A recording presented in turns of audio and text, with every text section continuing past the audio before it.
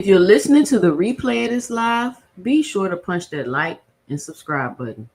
And let me know and drop it below your 2 cents as I go throughout the live. Be sure to help support the channel by punching that like and subscribe button.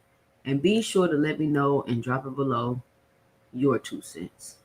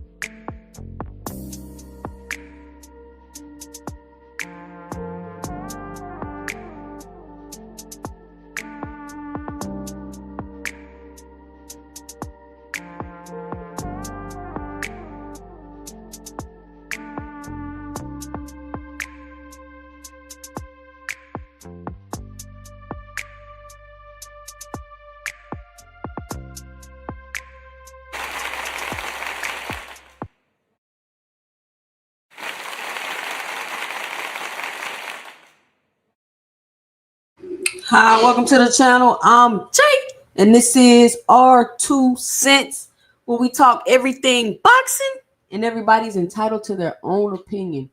In today's live, we will be discussing Vergil, Ducks Boots, the Errol Spence disrespect, and Benn versus Eubank. But before we do that, make sure you punch that like and subscribe button and let me know and drop it below your 2 cents as we go throughout the live.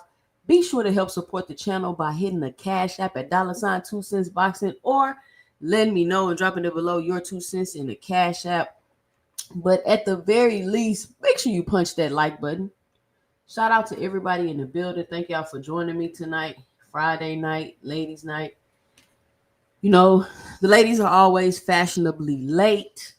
So I just got a few things to cover on this show tonight. How's everybody doing? How's everybody week been?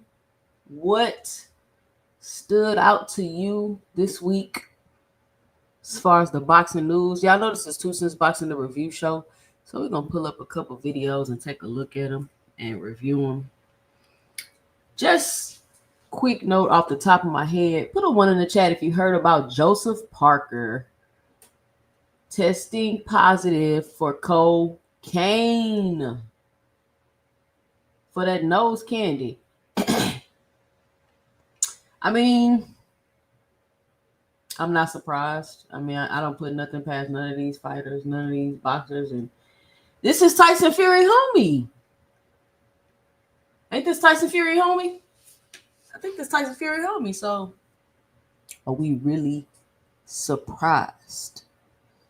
And I actually didn't like how Joseph Parker kind of looked in that last fight. I guess it was okay. But, you know, I feel like Joseph Parker was finally stepping into his prime, so to speak. You know what I'm saying? He beat up Wilder, beat up Zhang. I thought he was going after Usyk. I thought he knocked out Bacoli. I thought Parker was on the come up. I thought this was his time to shine. I thought Parker was about to shine. I thought he was for sure about to get that Usyk fight. Somebody said it wasn't his prime 2 cent. It was the cocaine. Man, listen. Joseph Parker had me fooled because I was like, damn, Joseph, where was you back in the day when Wilder was trying to fight you when he was knocking things out?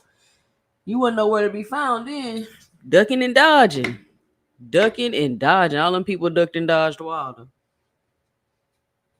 But, and interestingly enough, and let me show my screen for y'all, because y'all know how I do. You know how I do. But interestingly enough, when I seen the cocaine, the positive, hold on, I can't share my screen. Okay, here we go.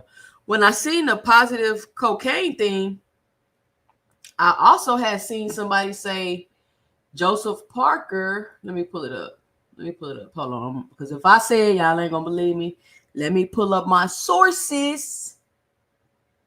It's really not a source. I just want to pull up this post so I can show y'all.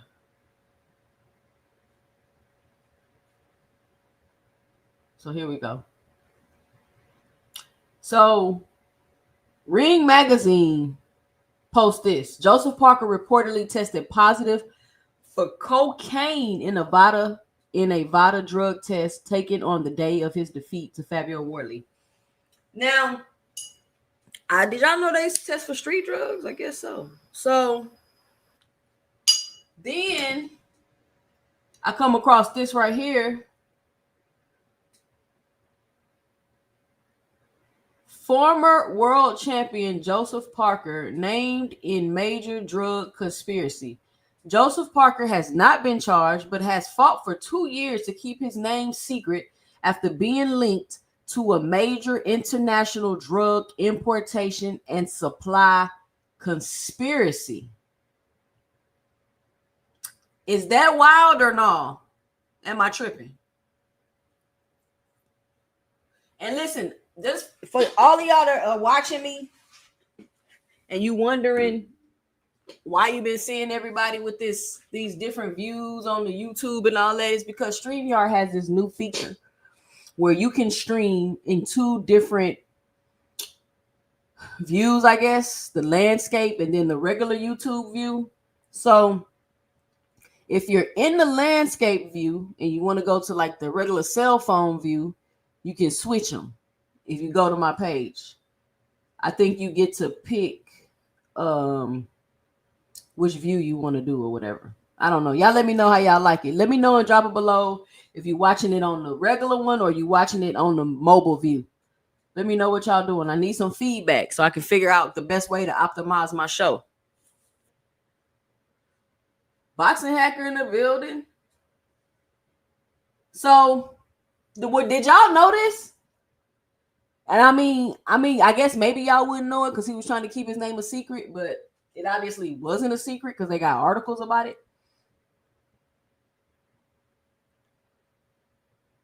Yeah, if you want to switch, you can switch the views.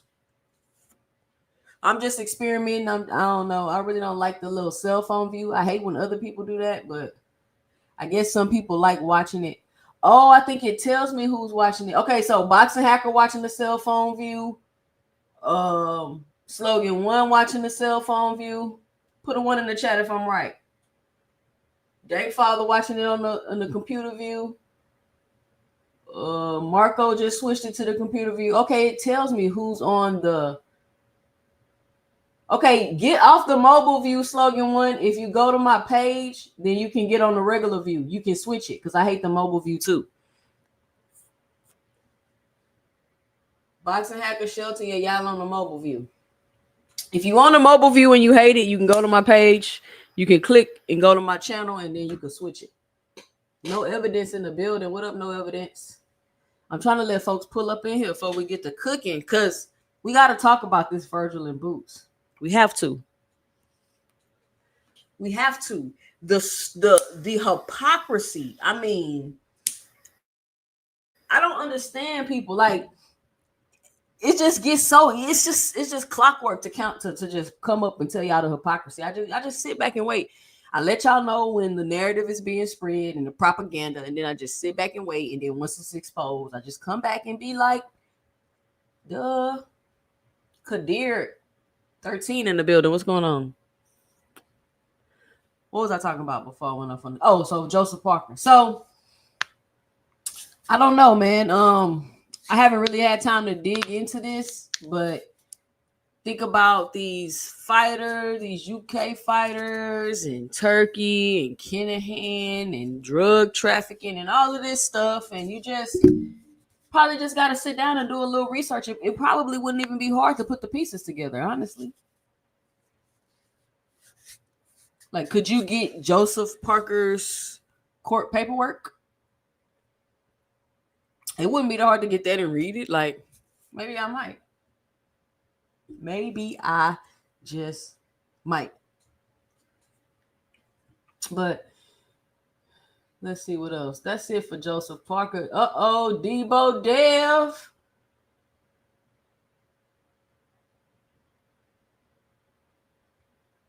Debo Dev, y'all. Debo Dev. Now, Devin and Brian Norman recently had a face-off. Let me see if I can get some clips from the face-off. And you know, Devin not a big talker. Brian Norman's funny. He's witty. He got the comebacks. He got the clapbacks. But that's what I want to say about Devin Haney, right? If it's one thing Devin Haney does very well, it's sell a fight. Are Devin Haney and Brian Norman not selling the hell out of this fight, or am I tripping? I want to see the fight. Devin Haney, Brian Norman Sr., they doing a good job selling this fight. And oddly enough, Bill is the one that's quiet. Oddly enough, Bill is the one that is quiet. So Brian Norman Sr. has done a good job talking for this fight. Brian Norman Jr. has really done a good job talking for this fight. He's really came out and shown his personality. I think he's funny. I think he's witty. He sounds like an intelligent young man. Even if he does lose to Devin, which I think theoretically Devin should be able to win the fight, I think that he still has a good future in the 47-pound division. I think he may be able to go on and beat some other people, even if he does lose to Devin. You know what I'm saying? Like I said, the 147-pound division is everybody on the even playing field. So the division got to shake out because we just don't know who is who until they fight each other. I can't wait to see how it all shake out. So, I mean, it's really nothing left to discuss about Devin Haney and Brian Norman. We didn't broke the fight down. We didn't looked at the footwork. We didn't looked at the body physiques. We didn't looked at them jump roping. We didn't did all of that. Now it's time to see the fight. I just want to see the fight.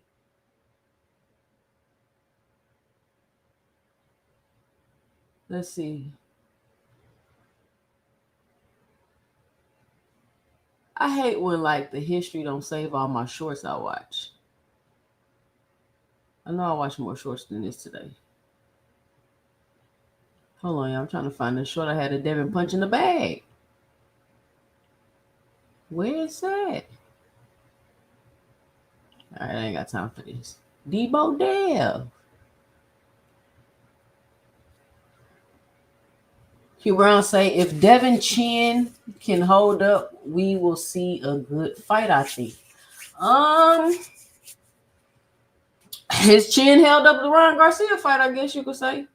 Devin, Doug Shakur, and Sando Martin facts. I mean, they've really painted Devin like, Devin will fight anybody. And I'm like, he didn't fight Shakur and he didn't fight Sando Martin. Like, he dropped his belt so he didn't even have to fight him. Like, stop with the he'll fight anybody. Stop with the he'll fight anybody. And Devin don't duck no smoke. He ducks Sando Martin.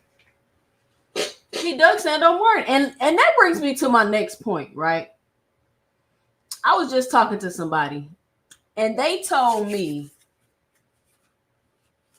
that they were under the impression that when they bought the DAZN subscription, that it told them that this fight, the Eubank, the Eubank and Benn fight and the Anthony Yard and Benavidez fight were going to be free when he paid for his original subscription.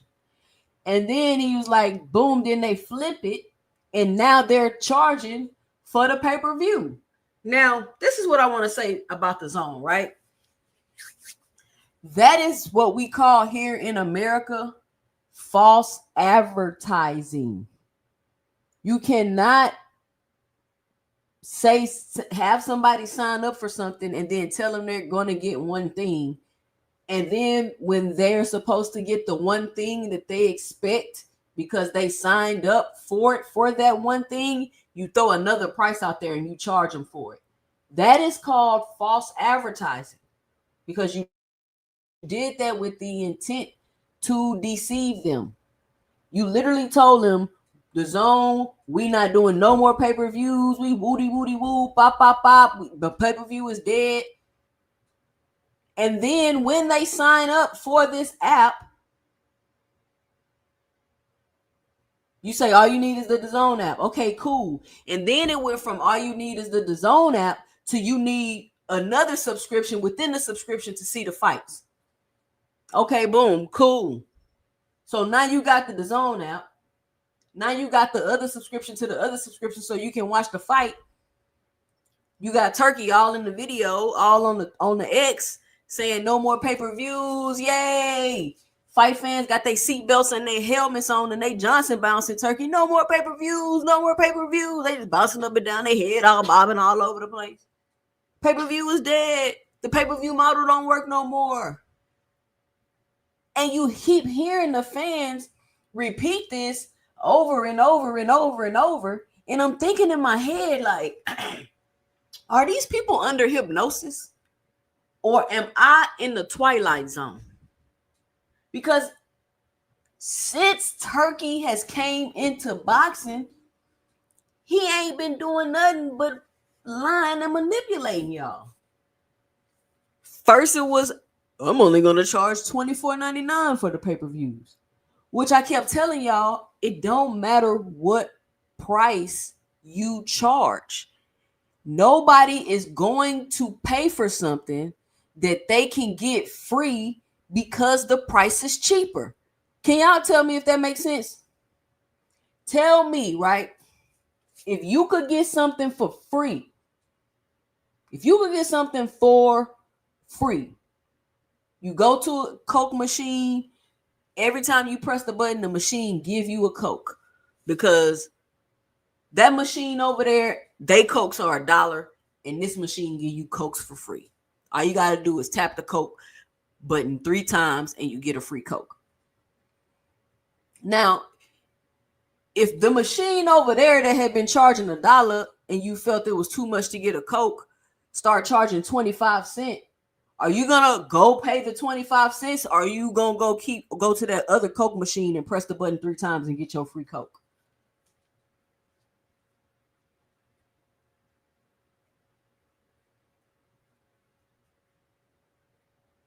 Hello, can y'all hear me? Put a 1 in the chat.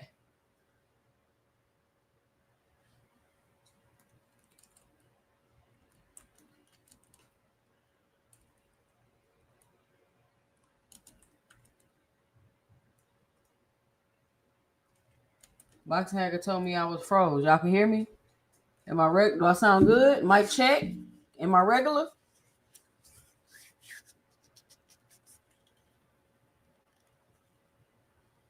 All right, I guess I'm good. I'm gonna keep going. So I don't know what's the last thing y'all heard, but my point is, we went from pay-per-views is gonna be $24.99 to the prices going up and up and up. And then when it was the fatal flop card and he had that fight in the middle of the street that nobody could watch, it was the bundle. Remember, he came with the bundle pay-per-view. So he bundled the pay-per-views as if all of everybody that watch boxing gonna want to see all of these fights. Like, he didn't even recognize that you're marketing these fights to different people, different markets. Not every single person is gonna watch all of the fights. You bundling pay-per-views, which is one of the most ridiculous things I ever heard, in my opinion. You bundling a pay-per-view. So we went from $24.99 to the bundle, and nobody said nothing. Nobody said nothing about Turkey raising those prices. It was cool. Nobody said nothing about Turkey bundling prices. It was cool. Nobody is saying nothing about Turkey, no more pay-per-view. Nobody said nothing about Turkey making you pay for the subscription in the subscription. It's cool. Nobody saying nothing about Turkey lying about ain't no more pay-per-views, false advertising to get people to sign up for the zone. And that's not even, it's on the zone too. It ain't just on Turkey. I'm just saying Turkey because y'all can relate better. But it's on the zone too, because the person signed up and said, when I signed up, they told me the fight was going to be available. And then when I go back, they telling me, now I got to pay for the pay-per-view. That is false advertising. That is illegal in the United States of America. That is illegal. You cannot do that. And it's quiet. It's crickets. Nobody got nothing to say. Nobody had nothing to say when Turkey came out and lied and said, and for the last 72 hours, I have been lying to you. Nobody cared. It was cool. Oh, everybody lie. They all be lying. I think that's crazy when people say like something not right, and then somebody be like, they all be doing it. Like, so what does that mean? It's still not right. I don't care who doing it. Like, why is that y'all excuse? Why is that the excuse? They all be doing it. Like, this, come on, y'all. And then what's the most egregious part about all of this, y'all? And this is my 2 cents. Y'all definitely welcome to let me know and drop it below.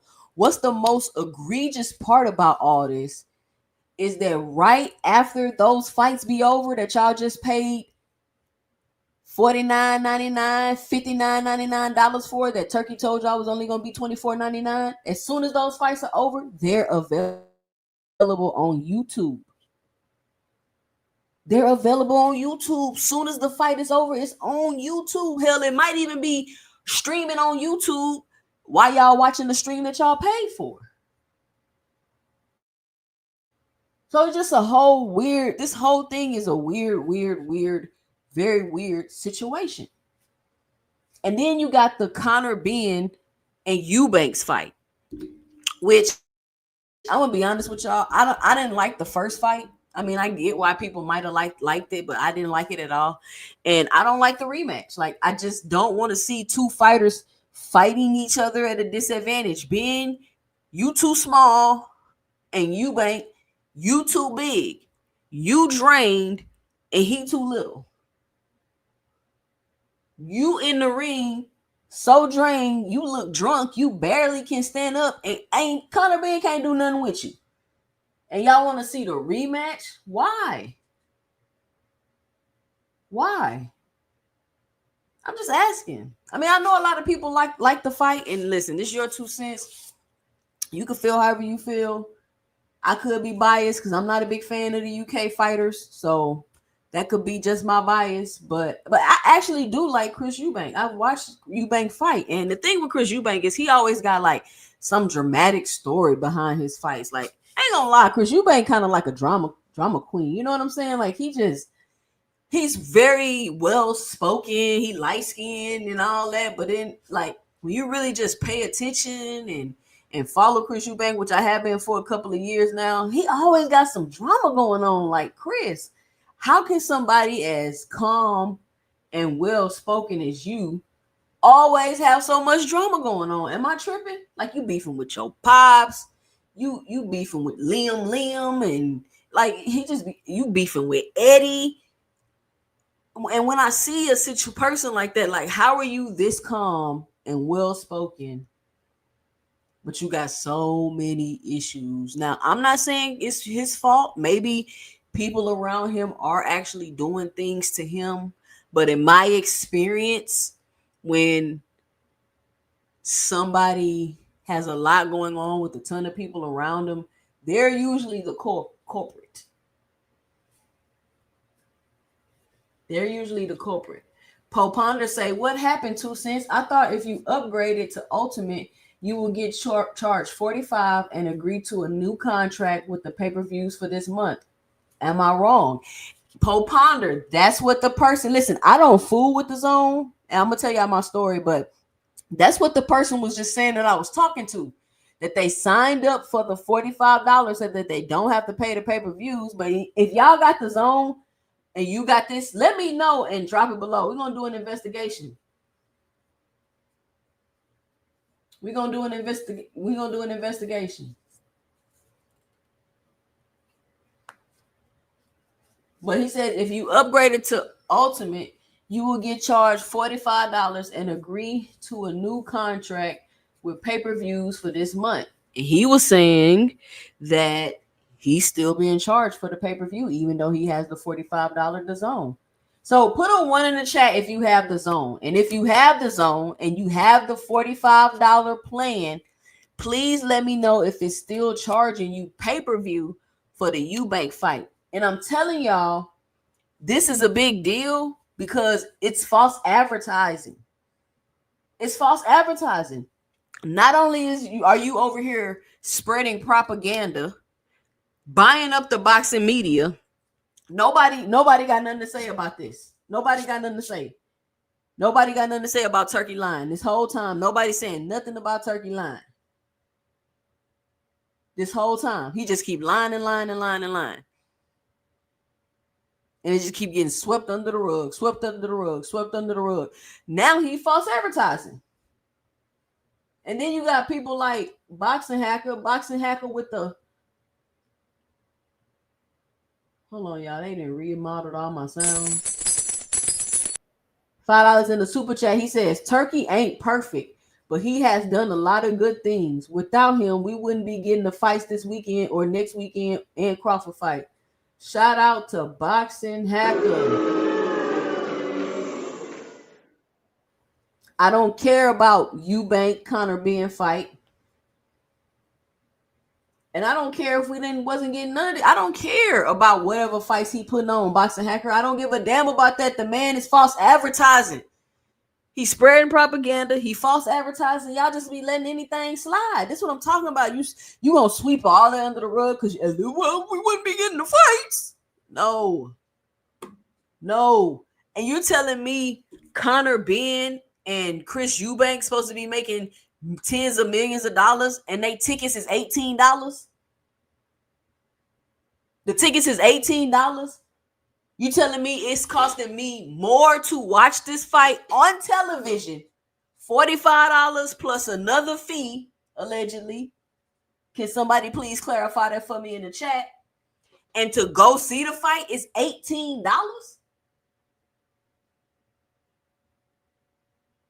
It's no link, Tony. It's ladies' night. You always be trying to hop up here on ladies' night. You got to come 2 cents after dark or something. So, I mean, let's be for real.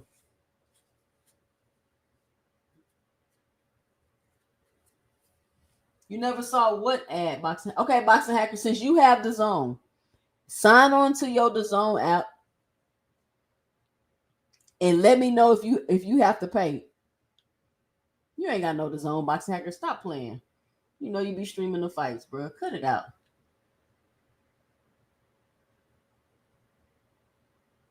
So anyway, Tony.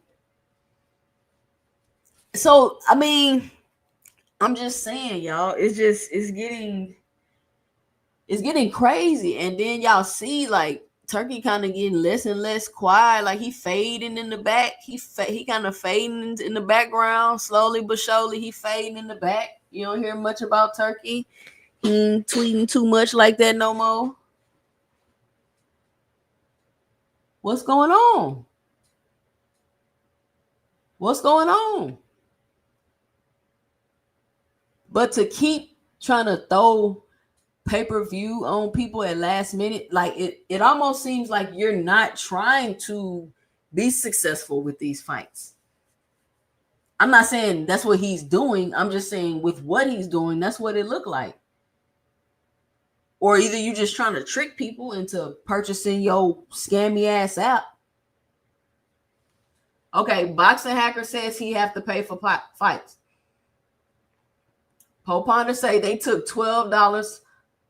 They took off $12 for the Eubank Benn pay-per-view. It's now $37.99. False advertising, y'all. That is, by definition, false advertising. Seriously.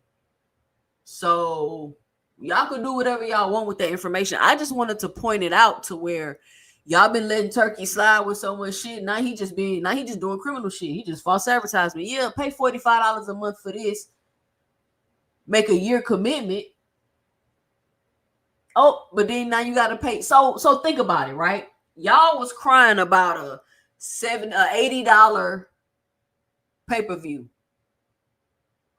Now you got to pay a $45 a month subscription and pay an extra $37, $38 when you want to see another pay-per-view. Can y'all tell me how much that is? Can y'all tell me how much money that is? Versus you spending the $80 on the one pay-per-view that you want to see and going on about your business. Now you got to pay a monthly fee to be able to pay for the pay-per-view. Come on, y'all. Come on. Like, how did y'all get played like this? I kept trying to tell y'all. Oh, it's just gonna be a small. It's gonna be a DAZN app. You're gonna have to pay another subscription. Yeah, but it's only gonna be a small fee, like $2.99, $3.99. So you don't think they're eventually gonna raise the fee over time? So they scratch the $12.99, the $4.99. Now it's $45 a month. What is 45 times 12, y'all? Can somebody tell me? 45 times 12 equals what? We got Jupe in the building. We're gonna drop the link for Jupe. It's ladies' night, Jupe. I just want to talk about this real quick, then we're gonna switch gears. But can somebody tell me what 45 times 12 is? Come on, y'all. It's taking a long time to get this answer.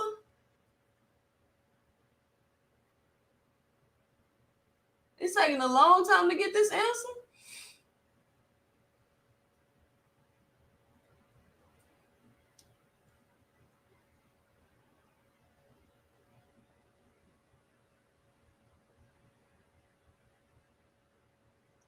Come on, y'all.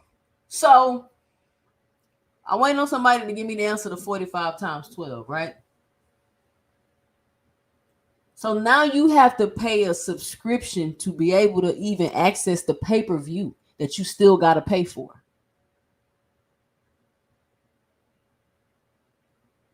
$540. So now you got to pay $540 a year just to be able to access pay-per-views when they fights are on pay-per-view. So now you just not paying a little $80 here, maybe a little $80 there. Oh, I don't want to watch this pay-per-view. I ain't gonna pay for it. Where you have the option.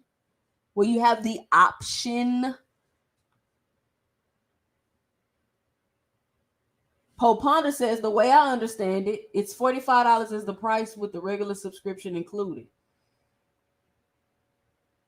But if it's a pay-per-view, you gotta pay the pay-per-view price, right? But you get a discount, is what I'm understanding. See, I don't fool with the zone because I've had my issues with them double charging my card and not refunding my money and going through this for 3 months in a row and all this back and forth. I really don't fool with the zone.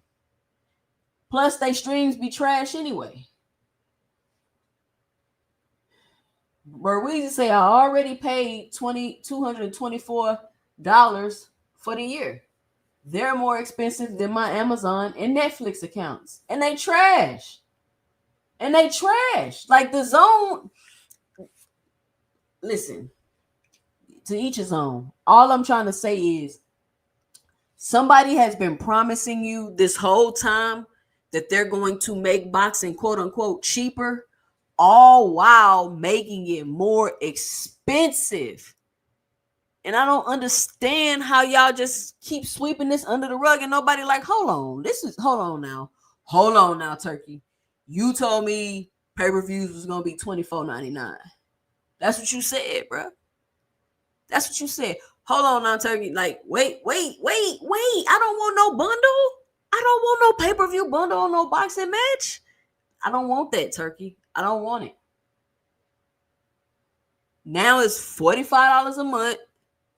And you still gotta pay for the pay-per-view. So you pay your y'all can have that. If y'all happy with the zone, y'all like it, I love it.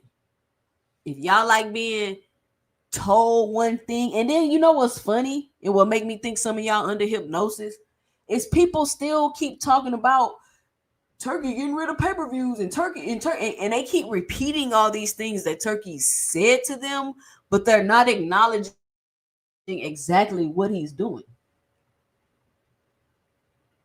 Look at Boxing Hacker. This is what I'm talking about. Hypnosis.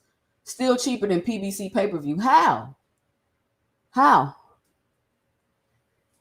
And then the cards don't even be great. Like the card Fatal Flop, that might have been the worst boxing card I've ever seen. I'm not gonna lie to you. That might have been one of the worst. Maybe I could think of one worse, but it probably was still on the zone. I'm not a fan of UK fighters, so I don't really care about the zone. I'm glad they putting on the Devin fight, whoop-de-doo. Like everybody keep talking about, without Turkey, we wouldn't be getting these fights. Of course, because don't nobody got money to lose. Nobody can afford to lose money. Like y'all keep acting like Turkey just putting on the greatest fights ever. He's obviously not. If we wouldn't have these fights without Turkey, because why? Because most likely they're probably not profitable. Maybe people are with different organizations. I don't know, whatever the case may be, but he's not putting on no fights that's just, oh, without Turkey, we would have never got Terrence Crawford Canelo.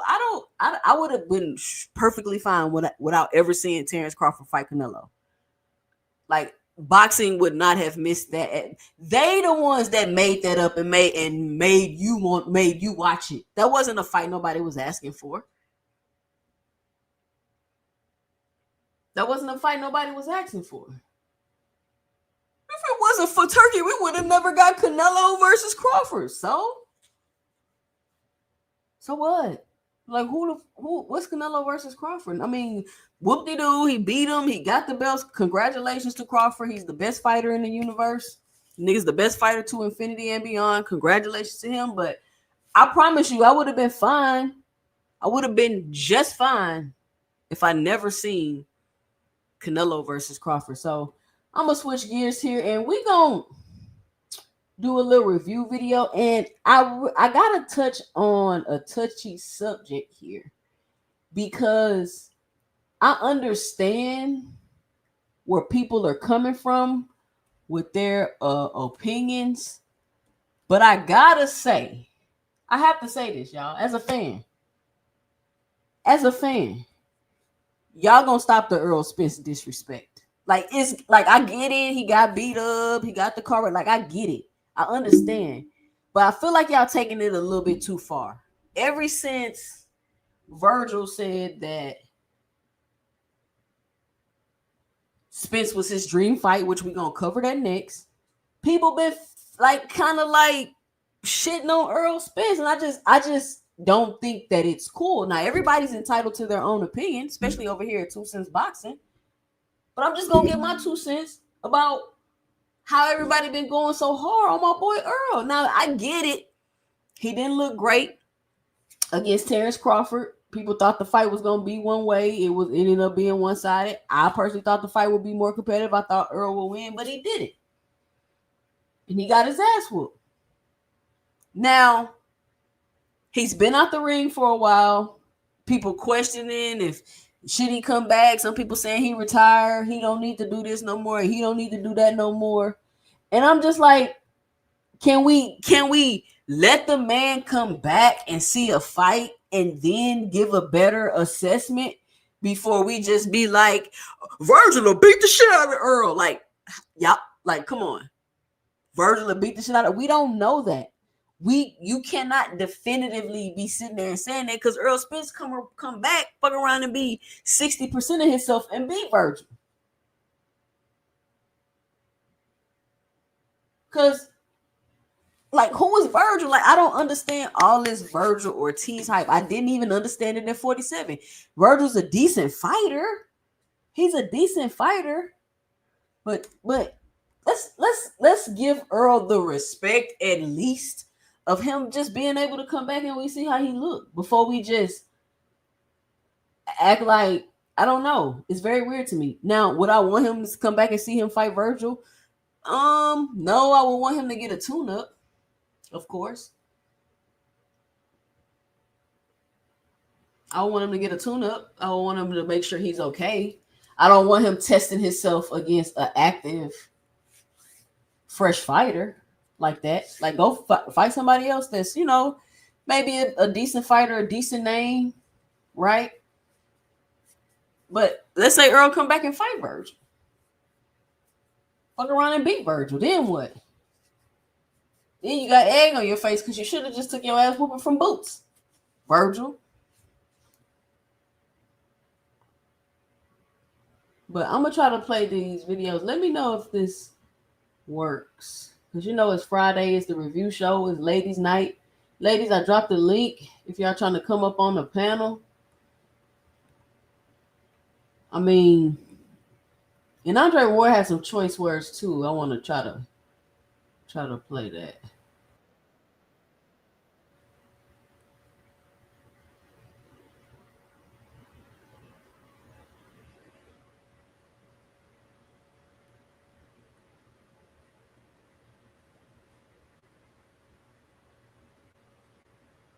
I appreciate you. What's up, EJ?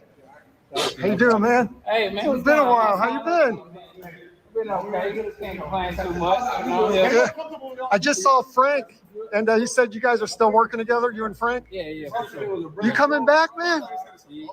I don't know. No? But Frank, okay. But Frank said he's got some big plans for next year. He did so. Yeah. Oh, yeah, for sure. He's talking about Richardson Hitchens, maybe? Yes, somebody, whoever. Yeah. Hey, what do you think about Devin and Brian Norman? Oh, that's a good fight. I like it. Yeah, that's a great fight, huh? Yeah. And what about Shakur and Tio? That's a great. Come on, that's a great fight too. All right, EJ. Good to see you, man. Take care. Now, are you still Man, that boy working with EJ Spence, can't man? even lie. He was like, yeah, I don't know. What the hell is going on with Frank Martin? Hell, Frank, what is this, Frank? Yeah. Okay. Is he coming back? I don't know, man. Y'all have to get up with him and figure that out. You know, maybe he could give y'all some info on that. Okay, now we'll wrap up here. I'm with the These ghost, dudes are Frank some Martin. terrible liars, bro. They are some terrible liars. What you fought Tank, shared the ring with them. What did you think of him going in the ring with Jake Paul, and then what happened? Man, go get that money, man. Run it up. Everybody was like trying to throw shade on him because he didn't take the Lamont Roach fight. Man, run up the money. If you can get as much money as you can, get it. You know, we don't know the plan. We don't know what he was going to do after that. He could have went and got some money, and then he could have went back and fought Lamont. We don't know these fighters' plans. You know what I'm saying? So only he know what he was doing, his next move. So what do you think about the fallout? No comment. No comment. All right, Ghost, man. Great to see you, man. Yes, sir. Best of luck. Thank you. See what I'm saying? No comment. Like this is. So Errol looking healthy. You know what I'm saying? He seemed like he talking clear. Maybe he got some new teeth or something. But Errol looking healthy. Now I'm not saying this he gonna come back and be old Earl or none of that. But I'm just saying, like, let's put just a tad bit of respect. Like, y'all treating Earl like y'all talking about Earl real bad. And I don't understand it.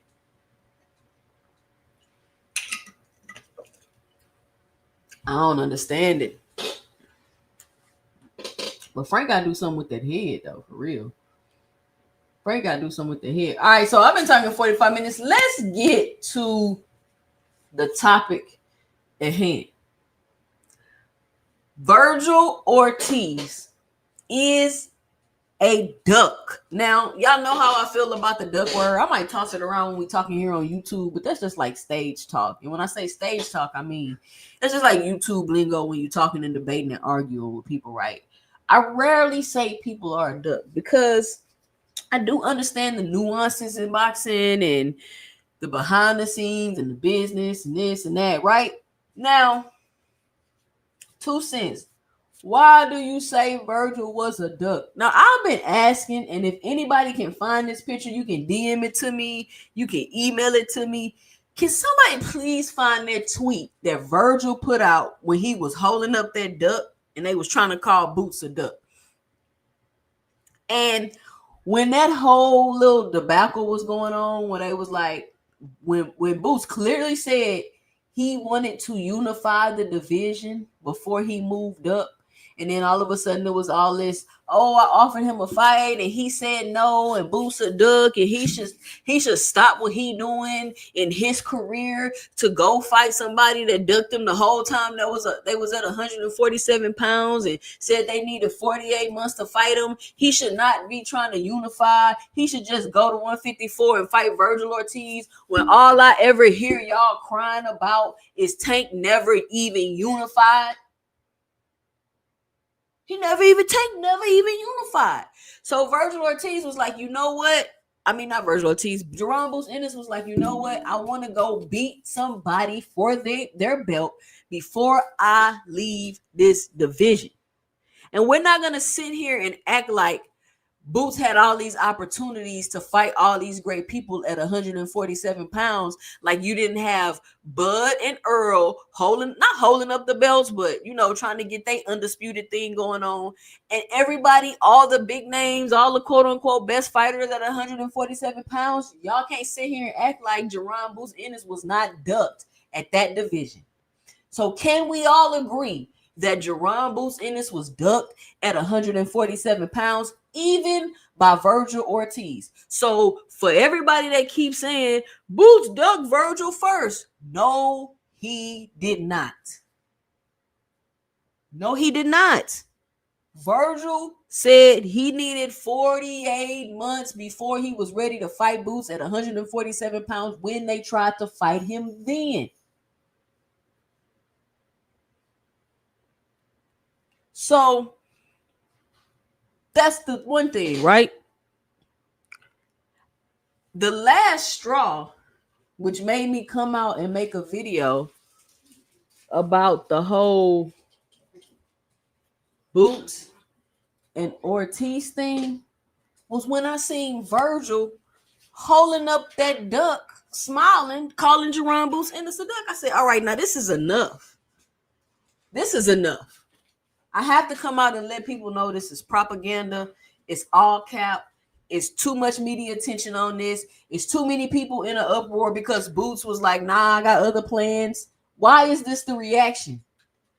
This reaction is too crazy. So I want y'all to take a second, close your eyes, take a second, and think back to that moment when all of that was going on, when they was calling Boots a duck and Turkey's doing interviews and they doing all of this stuff to try to smear Jerron Boots in his name and quote unquote pay him out to be a duck because he wanted to continue doing the plans that he had already had made. Do y'all remember that moment? With Vergil holding up the picture with the duck?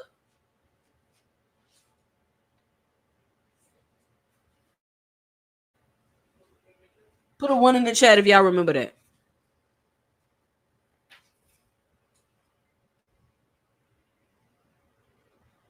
I'm gonna let y'all think about it for a second in case you forgot.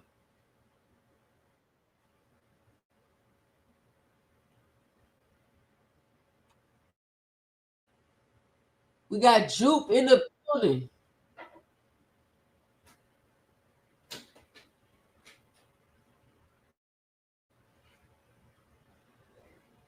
We got Key with the T in the building. Do y'all hear the applause? Hello? Nope, I can't hear anything.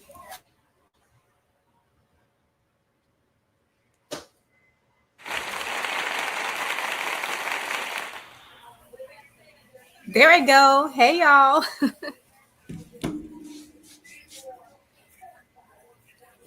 Can y'all hear me?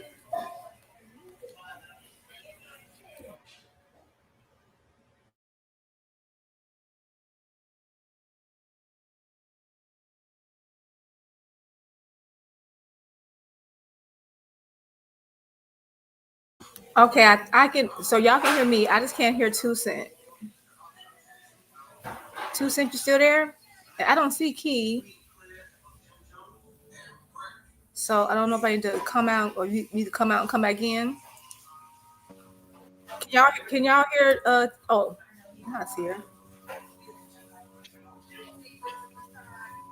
Can you hear me, Jupe? Yep, I hear you just fine. Y'all hear me? Yep. Yes. All right, I'm back. Shout out to Key with the T and Jupe on the panel. Uh-oh. Yeah, it was some technical difficulties. Yeah, they like upgraded StreamYard, so all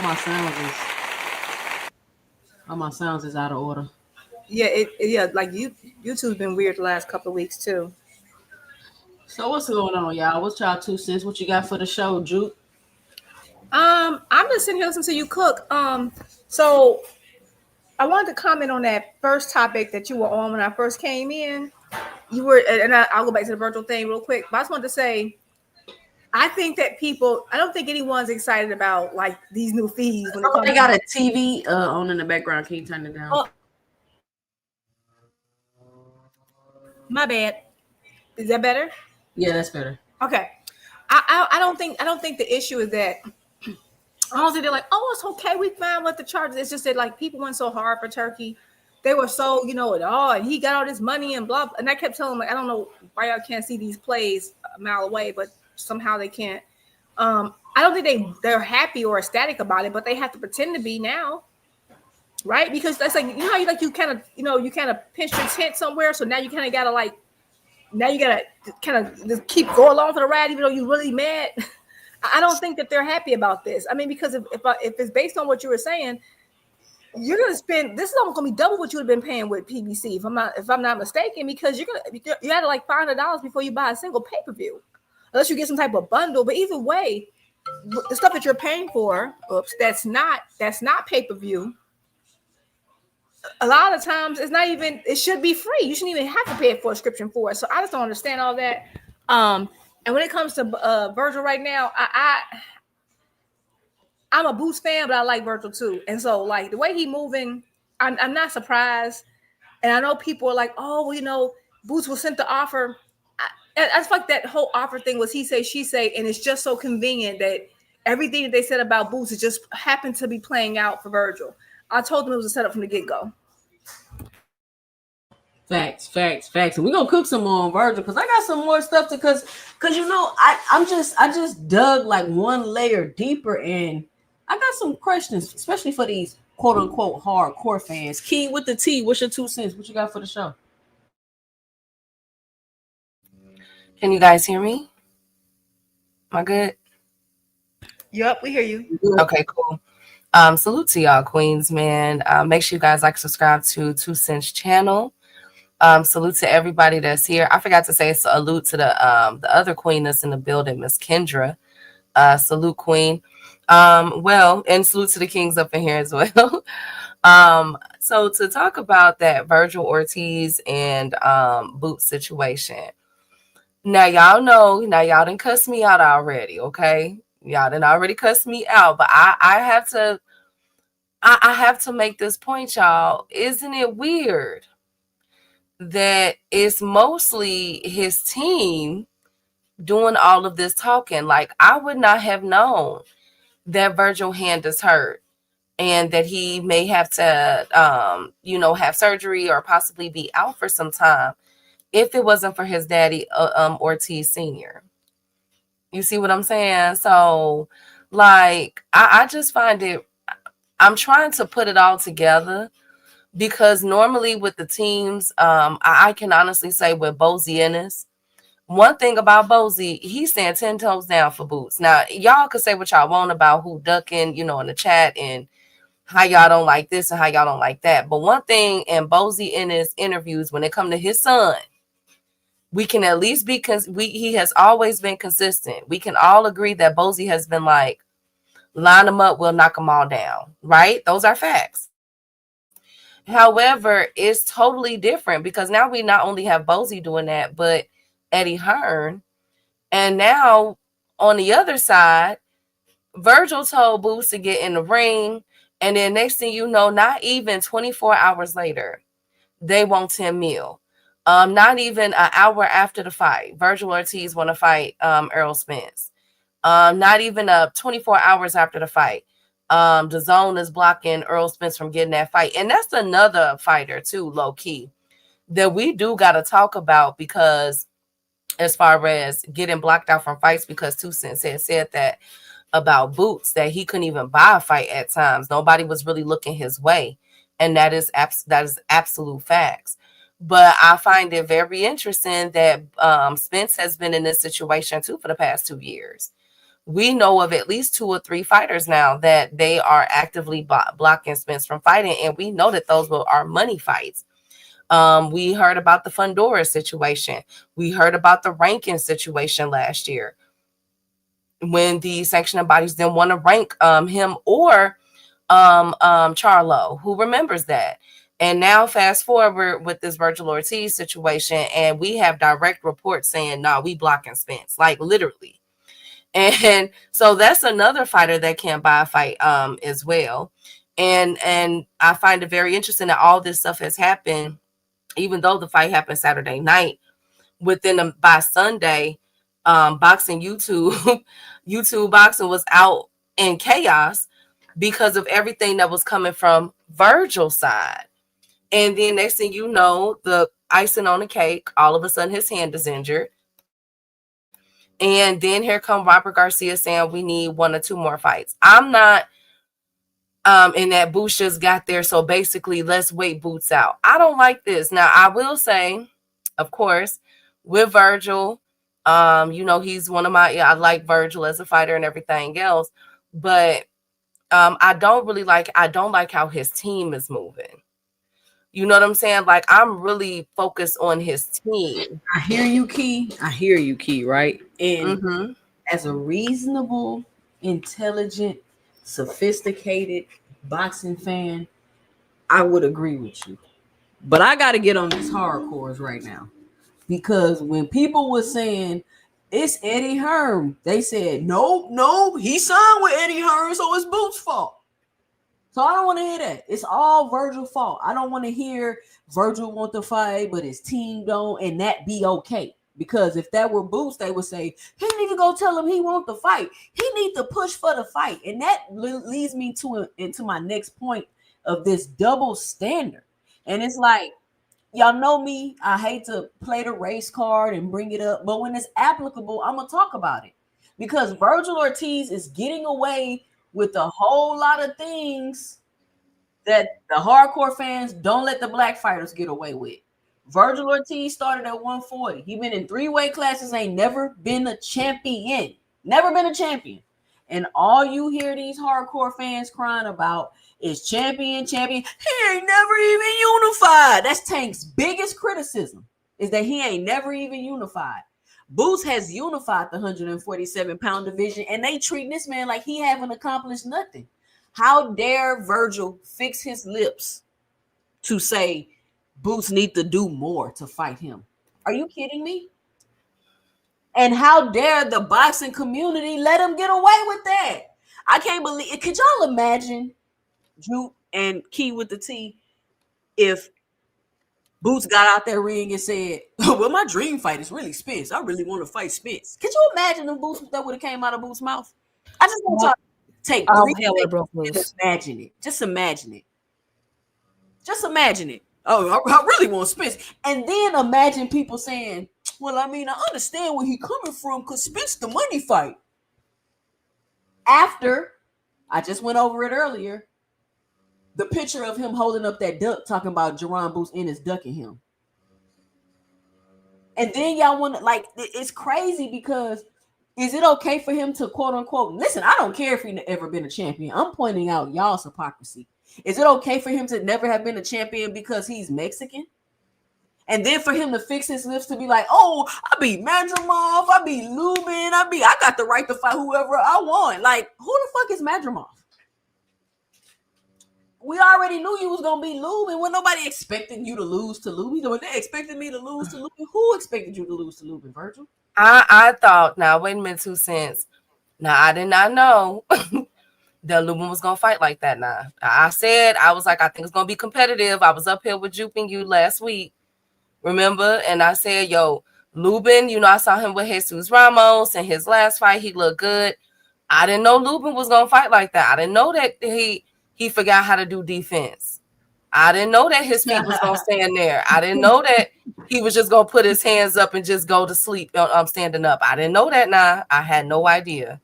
I agree with Keeks. I think that's what we were saying. Like, I did think, of course, it would be to me a huge upset if Vergil was to lose, but I do feel like Lubin, I've seen Lubin look better than that and move better than that. But the fact that he just kind of went in a corner, went to the high guard, and just kind of like let himself be punched on instead of using his footwork, which is better than Vergil's.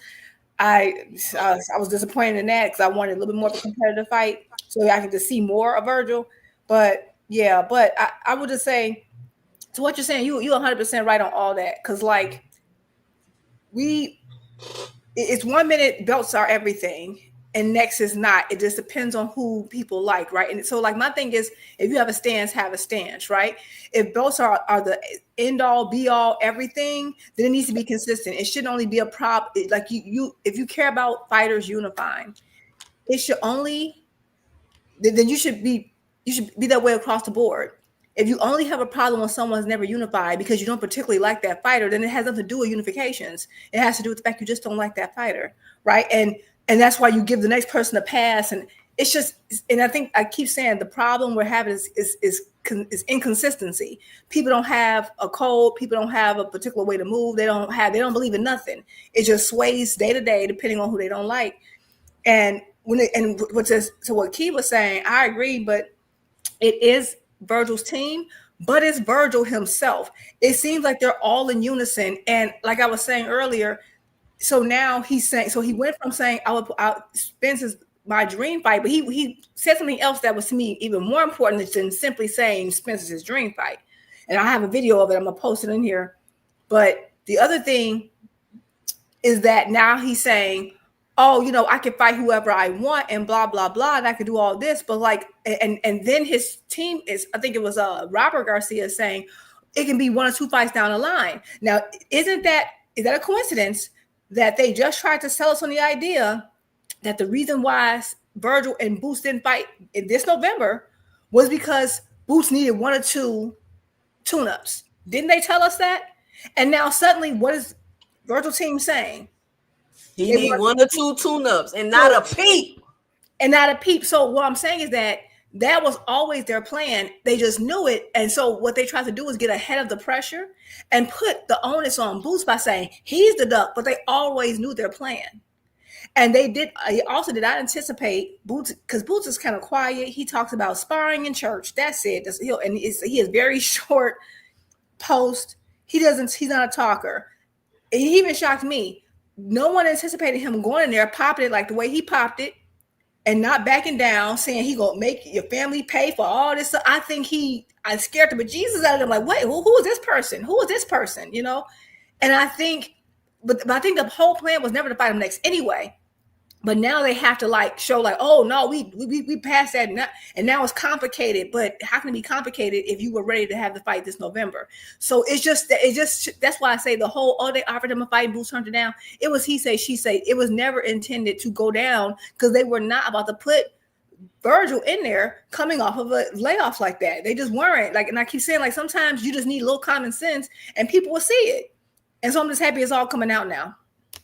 Yeah, and then I wanted to say this too, because people like, well, 2 cents, how is Vergil a duck when you said Tank should take the Jake fight because it was more money and Vergil wants to listen, how is Vergil a duck? The Jake fight was an actual option. Listen, I hate when y'all come at me with these stupid talking points, but I'm gonna go ahead and hit this one out the park. The Jake fight was an actual viable option for Tank, worth allegedly tens of millions, maybe even hundreds of millions of dollars. It was there. It was offered. He had to pick. He picked that. Errol Spence is a dream for Martin Luther Ortiz. It's not even a real option. So for him to even be saying that, it's a duck. And I don't even call people ducks. After all of this action, wanting to fight, crying, saying, oh, he ain't fighting me because he need tune-ups, and doing all of that, to now circle back around and say, it's complicated. We need $10 million. We need this, and we the A side, and this, and when you wasn't just saying that. You wasn't just saying that. And then for people to keep saying Vergil dug Boots first. Oh, Vergil gave him 2 offers. So was he the A side in those 2 offers? Was he getting $10 million in those 2 offers? It wasn't complicated when he did those 2 offers. But now all of a sudden it's all of these things and all these hoops and everybody got to jump through. No, it was all a lie the whole time. It's all been capped. It's been a deflection, a distraction, and a manipulation. That's all it's been. And y'all fell for it. It's okay. You can dust yourself off and you can try again. But y'all got to be able to recognize when people are spreading propaganda and flat out lying. And the fact that, because think about it, Jupe and Key, all those people that was like, Boots a dog. Yeah, he need to fight Vergil. He's scared of Vergil. You telling me all of a sudden they like, well, I mean, Boots do need to do more. I mean, he ain't got no belt. I mean, Vergil have been fighting the tough fights. Can you imagine switching from all that, Boots a duck, he's scared of Vergil. He need to fight Vergil. Vergil want to fight, to changing your mind and flipping like that? I mean, it's kind of the same way they flipped about Turkey, right? You know, oh, he's changed the game. Money, money, money, money, money, money, money. And then when someone else takes a big fight, why is everything about money? You know, or he's, you know, making the sport better, and, you know, the fights are free, unlike that PBC. And then they're like, yeah, by the way, you're going to pay $500 before you ever see a pay-per-view fight. Then they're like, well, y'all are broke. You know, it's just, they just call you broke. They ain't say you broke. You just broke. And you're like, what? Y'all don't even buy pay-per-views for real. Let's stop the madness. But it's just, they're gonna flip-flop, and it's just because people don't like to admit they're wrong. But I'm sorry, I don't care how great you are. I've been wrong. Everybody's gonna be wrong at some point about something. I was wrong about Lubin. I thought it was gonna be competitive. I thought Lubin was gonna move his feet, and he didn't. You see how easy I can say, oh, okay, there's no sweat off my back. but they can't do that. I don't know what it is. But they did. So I think that they're trying to save face, and so people really want to believe this. The reason why I didn't believe it was so many reasons why I didn't believe the offer in the beginning. They kept saying, "Oh, it was an offer," and Boots would have, he really had an offer. He was not a viable offer. That man was coming off of an injury and a long layoff, and now he was do the same thing again. They were not about to risk that, especially now that Oscar's stable is a little thinned out, right? He just lost. Not lost Ryan, but Ryan. He had the same issue with Ryan, right? Ryan wanted this fight. You put him out there, bang. Look what you think he's gonna put Vergil in a situation he's not even 100%, because he's been out for a while. It's just not gonna happen. And I don't know why they wanted to believe that. So now people are just trying to find ways to criticize Boots. I don't care what it is, and so just anything to avoid to say, "Dang, they got me again." Maybe there's a pattern here that you keep getting got. All right, let me get this cash. Shout out to Ace So Stan with the $5 in the Cash App. He says, "For the realness." Shout out to Ace So Stan. What's up with my son?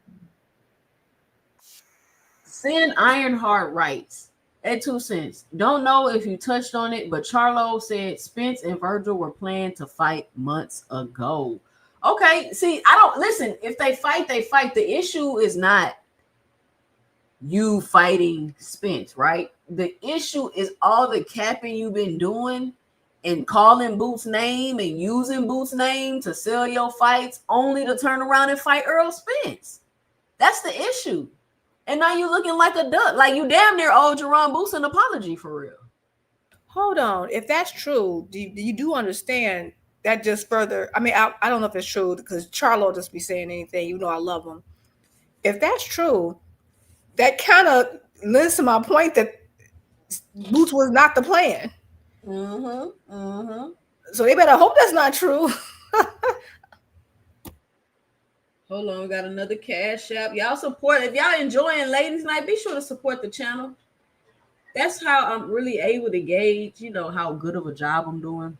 When people willing to spend their hard-earned money with you, it means they really appreciate what you're doing. Shout out Dean by any means with the $3 in the Cash App. He says, "Ladies, say it with me. Ride again." Shout out Dean by any means. Dean is hilarious. So let's see what Vergil got. Said, but the fact that the eyes of 154 were here, I know Charlo was ringside, Boots was here, we saw him in the ring, Spence was here and everything. A lot of the names that have circled you in the past were here to see you in this performance. What were your thoughts on them being here, and which one of them do you want next? It doesn't matter who's next. If I had to pick, I'm gonna be honest, it would be Spence because that's my dream fight. I've been calling it since AT&T. AT&T. There you go, at the Cowboy Stadium, and I just think that's my dream fight. And I don't care what anyone says about it. But anyone else, like I said, anyone can get it respectfully. I just want to fight the best. I'm just a competitive guy. Yeah. Vergil, how surprised were you with your performance? Considering I was watching obviously Lubin's fight against Fundora. That was a crazy fight. So you saw he said, asked him who do he want next, not just a dream fight, next.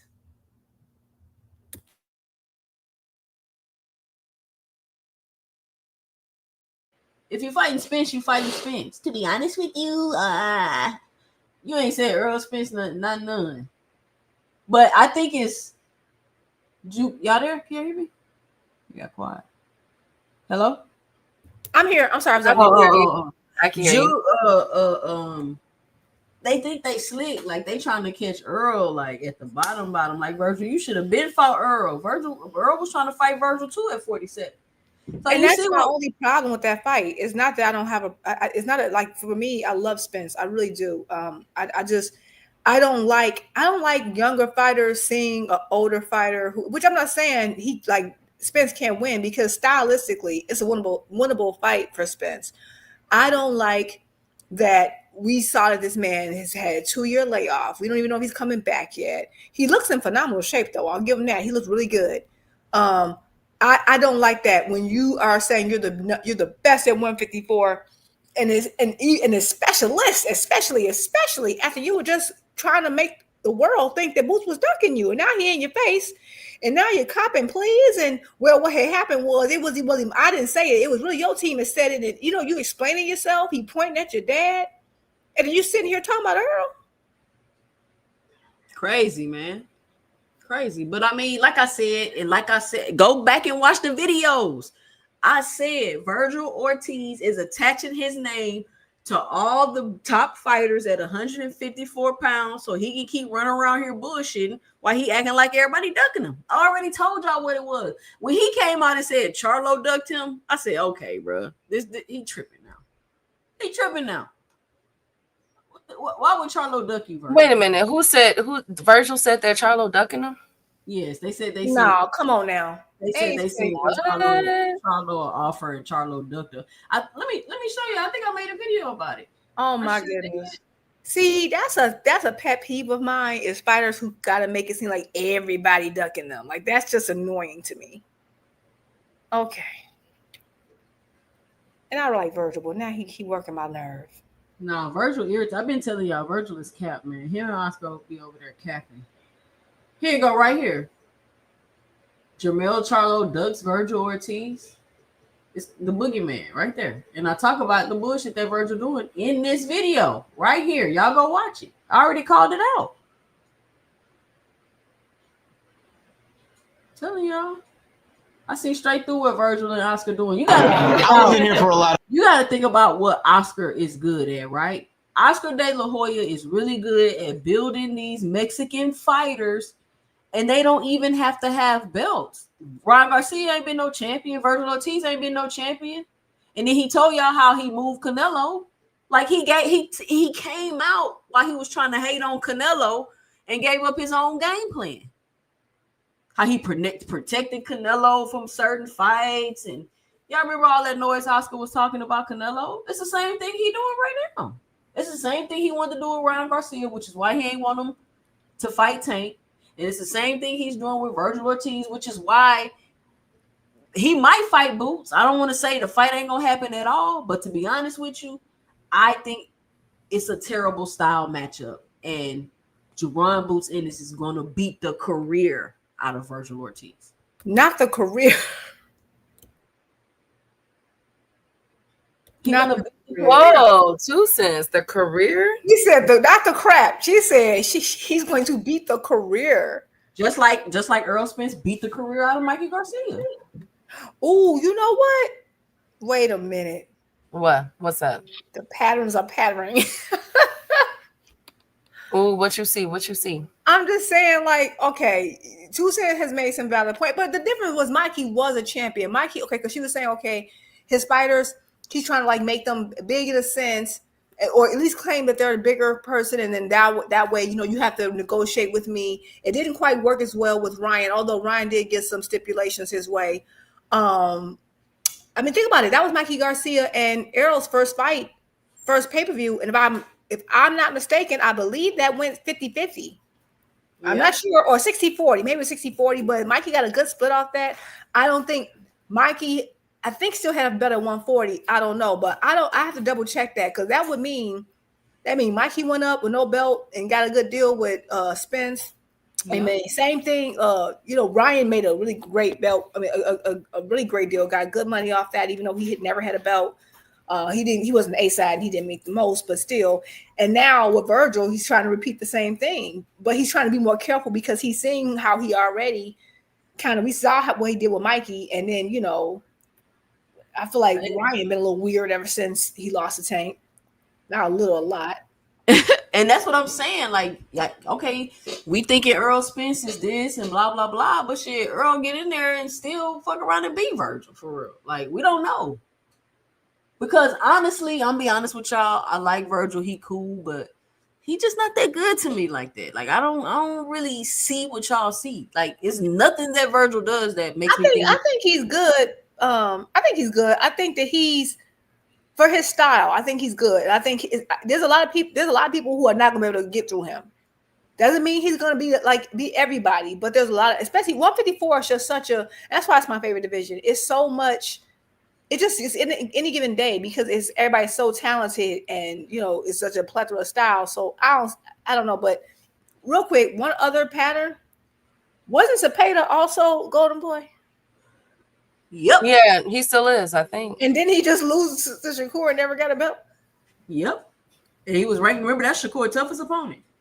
And that other guy, the guy who lost to Speedy, he was supposed to leave.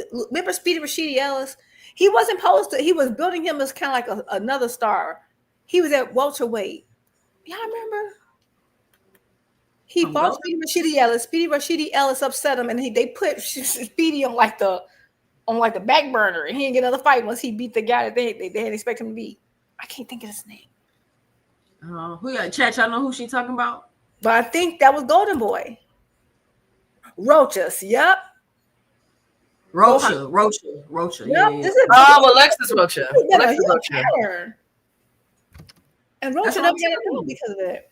That's what Oscar doing over there. So I mean, okay. So can I ask this question then, real quick, Queen? Like, okay, are they? How do I say this? So are they hiding? Are they guarding Vergil Ortiz? Is that what I'm hearing? Yes. Are they protecting him? Yeah, they're moving him very strategically. I think that he's giving them some risky fights because he's had some risky fights. But I think that they see a big fight as like you have to beat this particular type of fight or this particular archetype. And so far, his stable has not been able to beat that particular archetype. And I don't mean just a black fight. I mean, but that particular style, right? Like someone has footwork, like a boxer puncher, like the boxer puncher. And that seems like, although Shakur is not a boxer puncher, he's more of a slick boxer, but still, that too, like traditional boxer or boxer puncher. Boxer puncher is even more dangerous to me, in my opinion. But either way, any blend of those two styles seems like a hurdle that his fighters have had a problem with. And so now, if he's gonna risk it, he needs like a substantial, ridiculous, dumb money, because now Vergil's like he's his last undefeated big name, right? But think about this though, because what's the rhetoric behind Boots? He don't fight. They saying it in the chat. He don't fight nobody. He an unproven fighter. He a hype job. So my question is, how can people expect to ask for so much money from somebody who's not even proven? He's not even baby, you gotta turn that down. He's not even proven to be nothing. He's a nobody right now, according to the people in the chat, even though he's a unified champion at 147 pounds. So people asking for tens of millions of dollars to fight him, it's a duck. Period. There's no way you asking for you want tens of millions of dollars to fight me. Well, neither one of us make no damn tens of millions of dollars. Where the money gonna come from? Now, to me, that was the most insane thing. I felt like Spence came out the blue, but asking for 10 million like out the blue, which I don't have a problem with asking for big money if you like that level. And I like Vergil, but you just followed a stadium that's not that large. You're not sitting like that. You just got off of undercards. This is like your first headliner in a while. And you're not a champion. For those who are super duper belt, you're not a champion, right? Because I thought that counted for something, but now apparently it doesn't. It just depends on the day.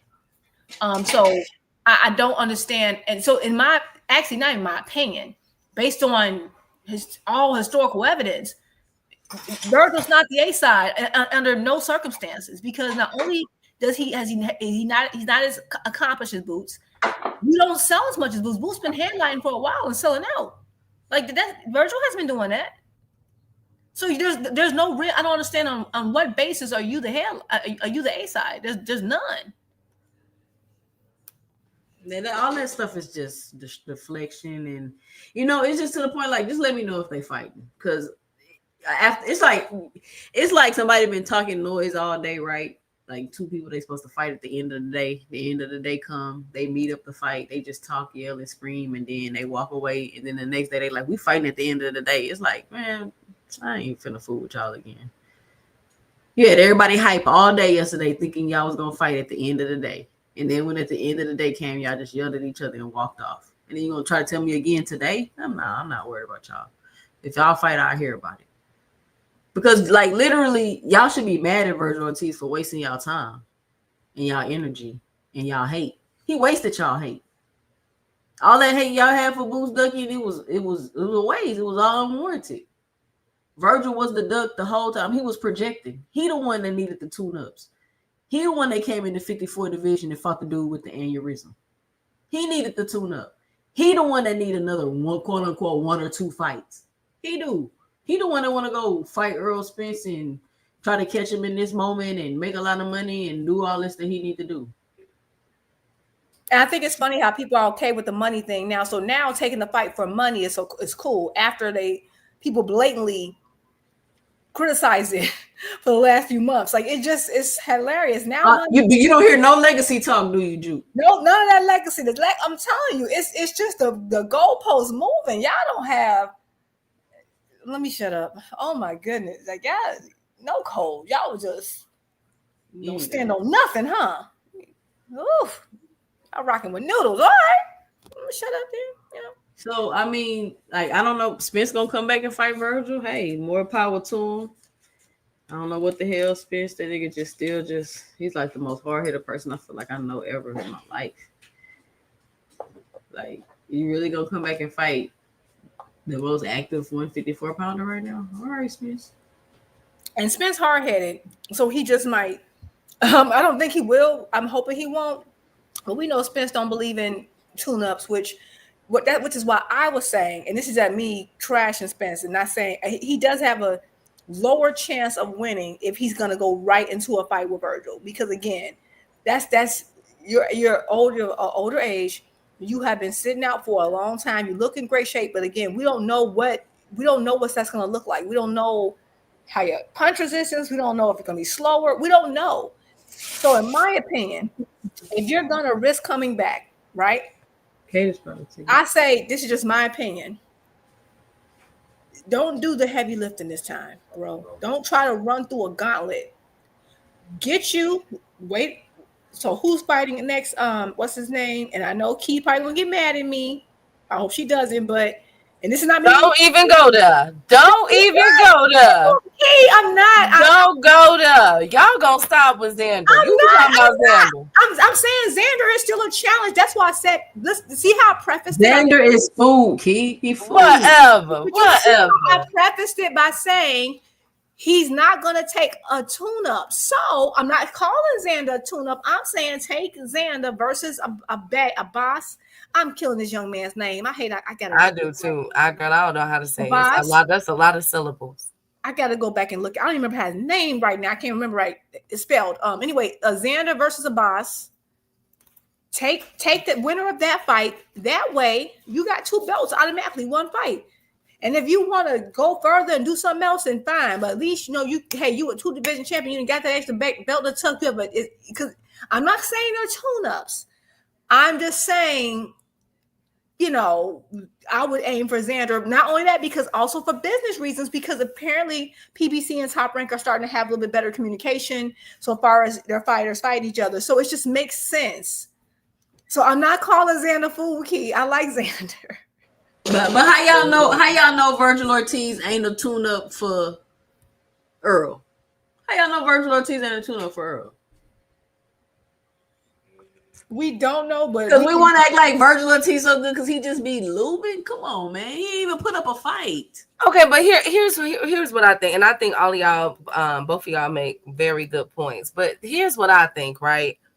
Because we know that the 154 tournaments that we were supposed to get this year really did not happen, and it appears that everything is being pushed for 2026, at least the first quarter. So from January, February, March, we're supposed to be getting these big cards between the PBC and Riyadh season, right?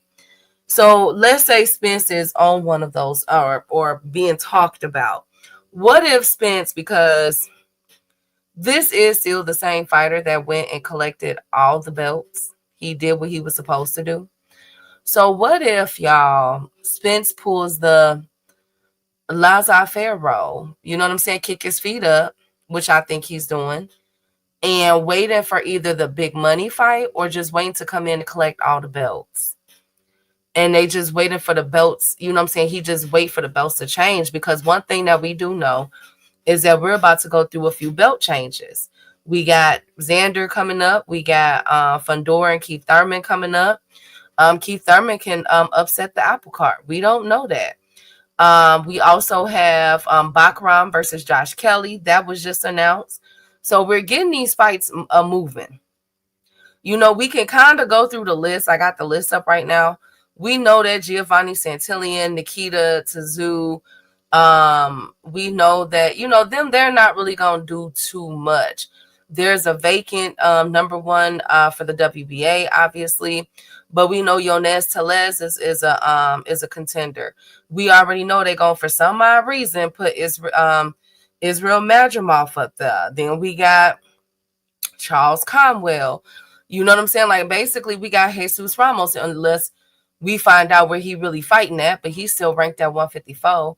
So what if Spence pulled that move of just sit back and just wait? I mean, he did all the lead work, and I wouldn't even be mad at him for that. So, oh no, me neither. But I'm just saying, I mean, I agree. Like, I have no problem with what you're proposing. Sit back, try to get the belt, bam, be out. It depends, right? And again, when we're saying about Spence, it's not about his skill set. I think skill for skill, prime for prime, I would take Spence over Vergil. Okay? But we don't know what Spence we're dealing with. I know that Spence, last time I saw Spence fight, he looked extremely slow. And I don't know, like he looked weird, okay? And part of that is because of Crawford, and the other part of it is because he just looked dizzy before he even came out the tunnel. That's just my opinion. I don't care. Georgia mama. But I think that's fine. Like, if that's what you want to do. But so far as of some of those names, I think didn't Charles Conwell just lose? Am I tripping? Didn't he regain? Wait a minute. Let me look it up. Charles Conwell lost. I thought he lost. Telez lost to Abaru. Why do I want to say Abaru? Baru. It's because his name is Abbas. Can we call him A? No, we can't call him AD for short. We want to just call him Abbas. Yeah, he just lost. He lost a split decision. He lost a split decision back in April. Right. He lost. Now it would be something if Thurman was to beat Fundora. If that happens, I am going to cackle because Postman's gonna be mad. He gotta fight that man. But I think Zaya should get past. Oh wait a minute, he's fighting a boss. I gotta look at that fight again. He could wait. So, like you said, you think belts are gonna change hands, right? You think Xander's gonna be a boss? Yes. Okay, I just asked. Why you? I just asked. Key, I have not chosen anybody to fight. Because you already know, man. Y'all are go ahead, 2 cents. I support you on your love for Xander. Go ahead and say it, y'all. I haven't seen a Bass fight like that, so I don't know. It might be. I mean, it's a reason why they're fighting him. I've been trying to find. Why he ain't fighting none of the other champions at 54 Key? Why he fighting the Bass? I don't know. Well, you know that's Bob's special. You know Top Rank gonna protect their fighters now. You know they not finna let the belts change hands like that. Look at what they did for Navarrete. They covered that fight up and they moved him right along. Oh wait, so the chat say Conwell lost to the guy Xander beat. Look at y'all. Look at you. Okay, Key. Period. Here, okay. See, look at Xander putting in work. Xander's opponents beating folks. Look at y'all. Okay. Hey, I like that. Now he gets to say, hey, you know, my competition beating folks. So when Spence is so don't get mad when Spence want to fight him. I'm gonna be very sad because I already know Spence gonna do him bad. I already know Spence gonna do Xander bad. See, but why are you making us feel guilty? Because y'all ain't gotta say it. Y'all ain't gotta say it out loud. You could write that to me in a note. You ain't gotta say it out loud. I broke the sister code. You broke the sister code. I'm sorry, baby. It won't happen again. I'm sorry. Dang. But I know Spence, all joke aside, I know, like, okay, like for me, okay, if we look at the competition, since Zoo got out of the, if Spence is going for money because it appears that they wanted to have this fight in the Dallas Cowboys, right? The stadium, right? So then he could do that with, Lord Jesus, he could do that with Jamel Charlo. Remember, there was talks about that. Who can do what with Jamel Charlo? He could fight Jamel Charlo in Dallas Cowboy Stadium, and that would be a big fight, wouldn't it, Queen? And Jamel Charlo is PBC. Like, are they really finna make a? Because listen, if Vergil is finna fight Spence, PBC must be making that fight. Because are they? But the Zone is on Amazon Prime now, so I don't know. That's another thing. Isn't that funny that the Zone's on Amazon Prime? We can get into that later, but okay, I'm gonna go ahead. I'm gonna stop being petty. I want to say wah. I'm cool with that. I know they're friends, but I've always thought that Spence versus Charlo would be such a good fight. And I know Charlo has been going a long while too. But again, I don't care anybody say he is still the lineal, and he just is until someone else becomes like undisputed all over again. He's a lineal. I mean, Charlo's still a man. They just trying to do any. First of all, when Charlo was undisputed, nobody cared about undisputed. It was like it was nothing. Nobody was Johnson bouncing Charlo for being undisputed. But now all of a sudden he go up and he have a bad fight with Canelo, and now they just want to discredit him for every single thing he done. Y'all wasn't even giving him any credit in the first place. They don't even talk about Charlo like he was undisputed. They never was. I'm like, the man is undisputed. Y'all show him no respect. And then he did it at the 154 division, beating each champion one by one. Like, I don't understand. You know what? That's a good point. And honestly, of all the undisputeds, I think Charlo probably had the best run. Like, he probably had the best run. And not only did fans talk about it, he didn't even like talk about as much. It's just that, yeah, I feel like undisputed has been talked about a lot. It just depends on the fighter. But like, to me, 154 has been like, to me, the deepest gauntlet of any division for a while now. So to me, that 154 really meant something, and he had to work for that. He had to have rematches, and I mean, them boys was fighting. Everybody, like them belts was changing hands like crazy. And we mostly got like 98% of all the fights we wanted to see at 154 too. So it wasn't like, they wasn't really ducking or nothing like that. They was really doing that. The ducking stopped once, Canelo left. I'm sorry, I'm just telling the truth. And then on top of that, it's like he did everything the hardcore fans wanted him to do, and them the main ones that don't show the man no respect. That's what I don't understand. Like, y'all put on the seatbelt and the helmet, and Johnson bounced Devin for his undisputed, which he got emailed the belt, and then beat Kambosos for the other three. But y'all don't want to give Charlo credit for his undisputed. Y'all want to jump through hoops to discredit everybody he beat for his belts. Like, it's asinine to me. It doesn't make any sense. Right. And when it comes to real boxing, like, I think my chat saying, like, no one's saying you just walked through everybody at 154. We never say he just walked through it. We said he went through a gauntlet, which is the opposite of walkthrough, meaning he had trials and tribulations, and that's what happens when you actually fight everybody. He didn't sit on the sidelines and wait till somebody collected most of the belts and just fought that person. He fought the best pure boxer in the division. Lost a close decision, which I personally think, even though it was close, I had Charlo winning that. I did too. I had Charlo winning that first fight, and I can tell because and Tony, as much as I love Tony was shocked when they called his name. He didn't think he won that either. I was so surprised by that. I don't think he lost that first fight. I think that he didn't knock the man out, and sometimes it's a curse of the puncher. Ain't that the card that he did with his brother?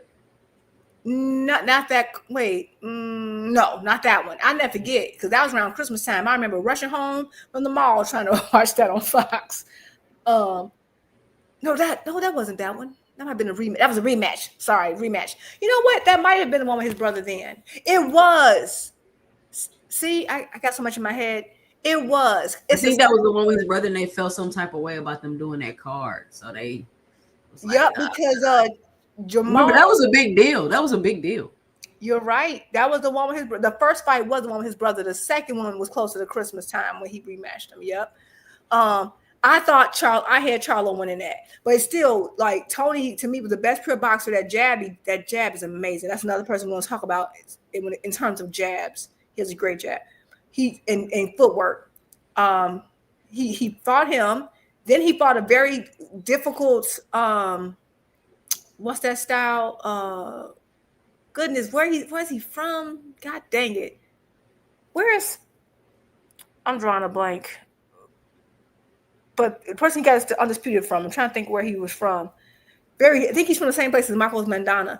That really tricky style. He fought a little bit of everybody. He fought a huge puncher and banana. He fought every style you can think of. And actually, do you remember he even has a win over Rosado? Yeah. Like a long time ago. Like Jamel's resume is nice. Argentina, thank you. Argentina, Castano, Argentina. And Argentinians are hard. He really fought every single. They Castaños fight both of them. I love them fights. I rewatched those Castano fights was good. Like I mean, there was never a boring fight. I don't care if it went the distance or not. There was never a boring fight at 154 back then. And it seemed like they had a tournament every 5 seconds on PBC, and they all had 154. But I think it was exciting too. Like Charlo put on good, exciting fight. Like I don't understand. Neither Charlo has ever given us a boring fight. Well, except for the last fight with Jamel. So that's why I gave a pass. I'm like, you gave us heat your whole career. You liable for one bad one. I ain't tripping. Because he gave us nothing but heat before then. I think he was like, I'm not about to be in a highlight reel. I don't care what y'all say.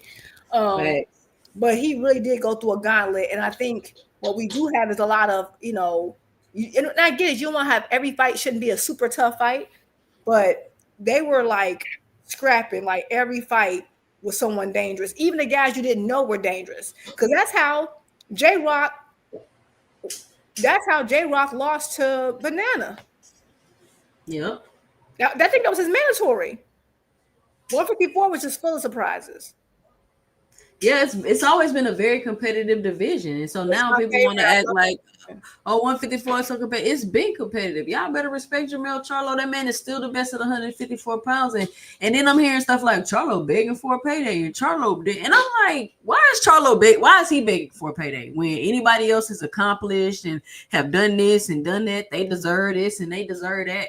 Now Charlo come on and say, well, he feel like he worth, and now everybody talking about he begging for a payday. Like the oh my god, it's crazy. And for the record, what's his name?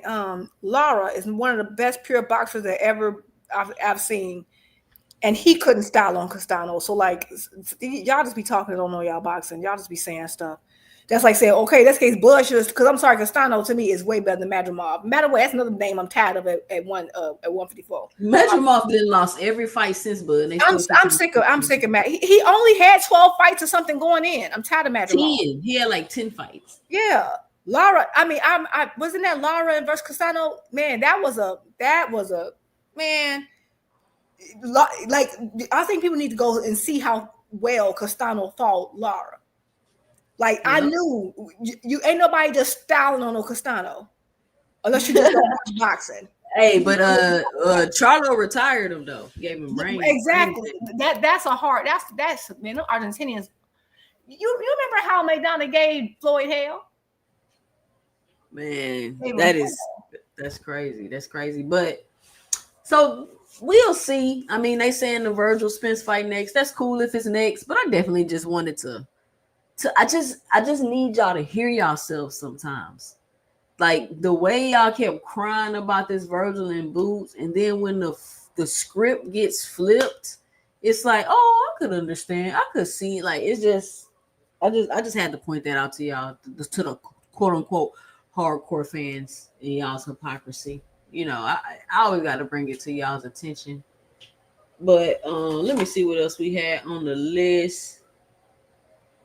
So I think Andre Ward had something that I wanted to play from his All the Smoke show. Let's see what Charlo had to say immediately after the fight. Jermel,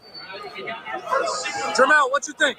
I say fuck them. They can't beat me. They cool. Who do you want next? I think it was a preliminary stop. They suck though. They just don't hit hard enough. Hey, Charlo. Charlo tried to be nice. He couldn't help himself. He said they suck though. They don't hit hard enough. Charlo say neither one of them hit hard enough. Who was he talking about? Vergil and Eubank. Well, we know. Well, I can see Lubin. We know Lubin. Right, Jude. We know Lubin. But that's still not fair because Lubin didn't even get a chance to punch that man. He knocked him out so quick. I mean, but what? Like, Lubin didn't even put up.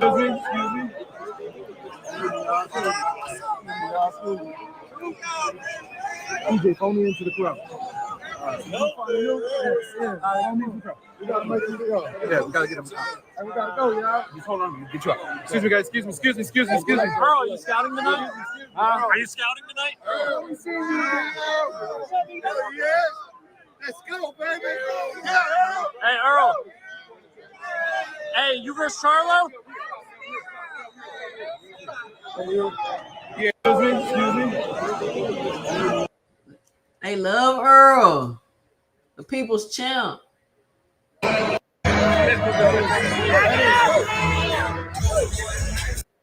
a flip with all y'all, man. What's up, Jamel? How you doing, man? When we gonna get you back in the ring? Asking all too many questions, man. They niggas don't want to fight me. I like that Dodger hat, though.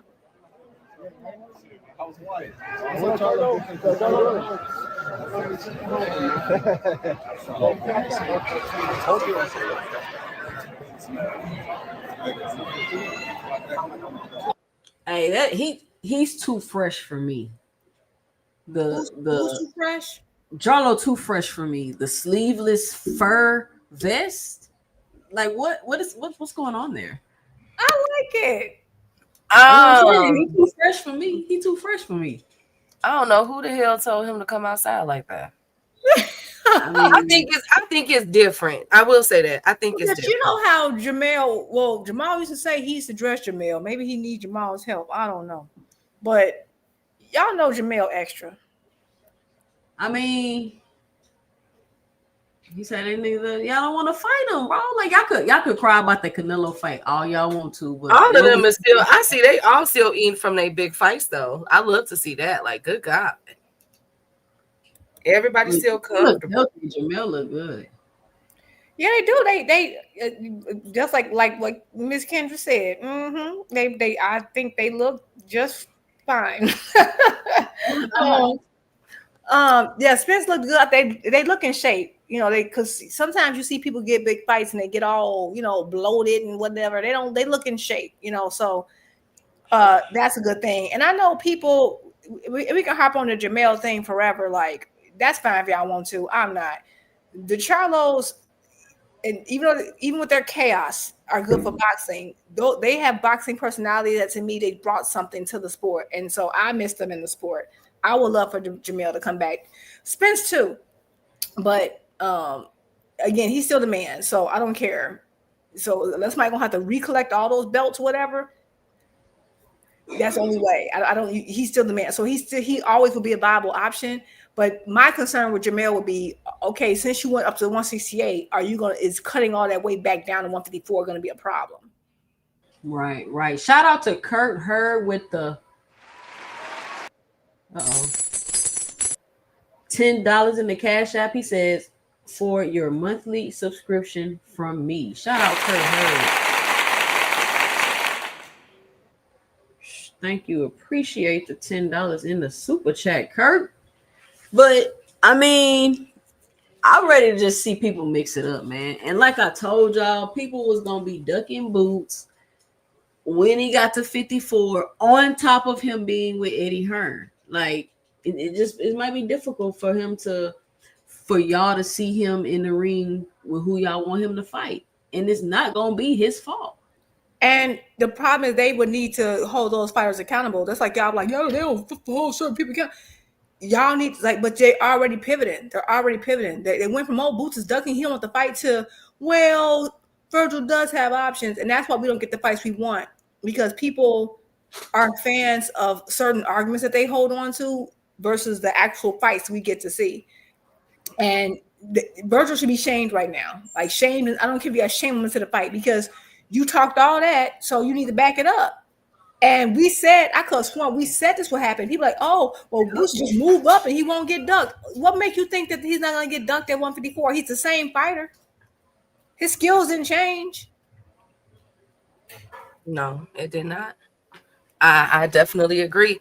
Ishmael said, PBC is a pay what you weigh. Everyone else are network hype jobs, in my opinion. Ooh, that's deep. Let's take a listen to what Andre Ward had to say. And y'all know I don't really. Andre got somebody got to say this time. Oh, and then I got another. Okay, when we get through with the Andre Ward, I got another topic we're gonna cover real quick. This just made me think of it.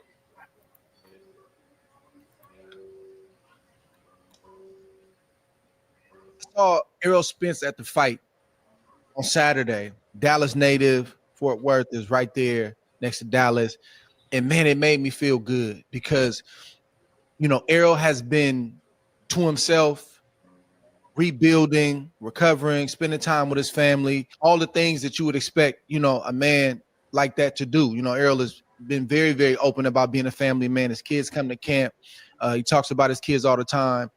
And it was good to see him looking good, shining, just smiling and being around the fight game. I miss Errol Spence around the fight game. And it looked like to me that the fans missed Errol Spence. And I think he deserves that because people want to compare the UFC to boxing.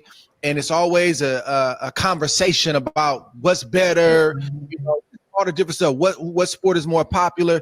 But one thing you cannot take from why Roy Jones looks so uncomfortable? Like, Roy, why are you sitting like that, Roy? Relax. Look, his shoulders all high, but like, relax, Roy. From the fans of the UFC that win, lose, or draw, you will be respected. We're going to honor you and we're going to show you love. We don't do that in boxing.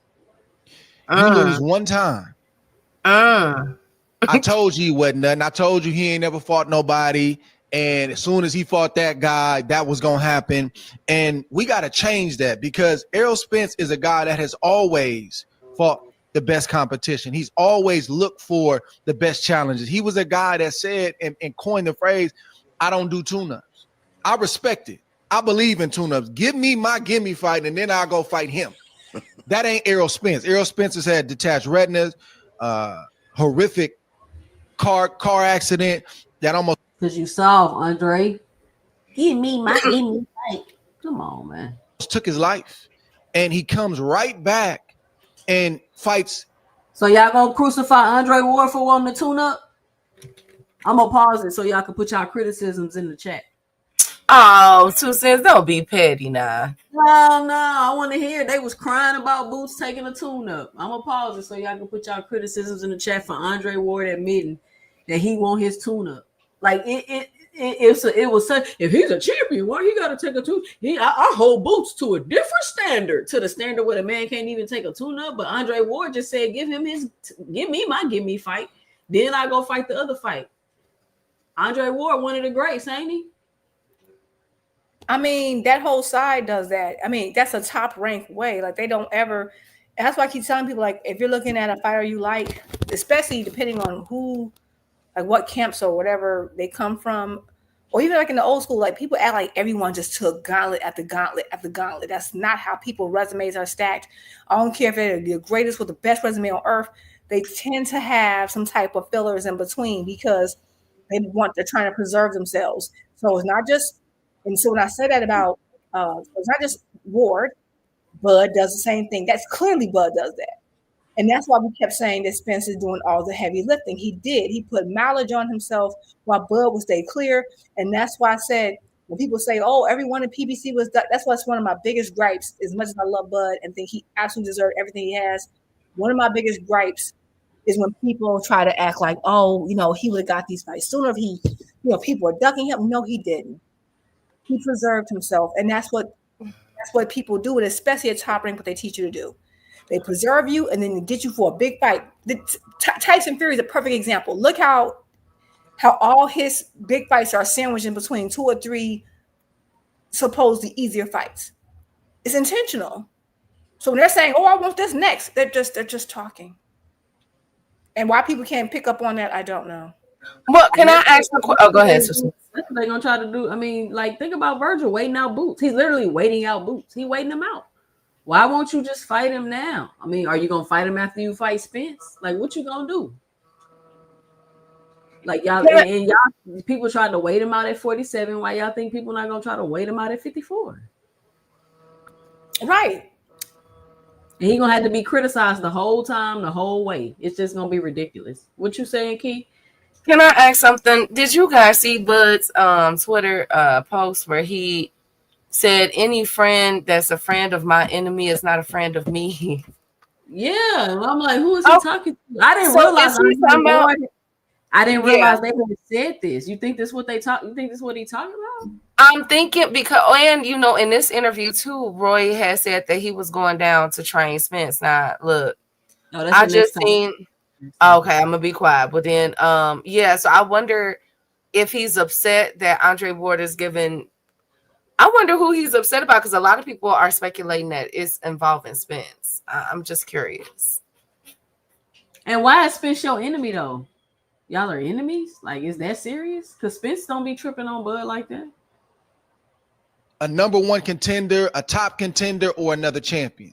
So for me, it was great seeing him in the element again, because for athletes and fighters, when you really believe that you're gonna beat a guy, like he believed he was gonna beat Terrence, and it ends the way that it ends, that's gonna shake you up.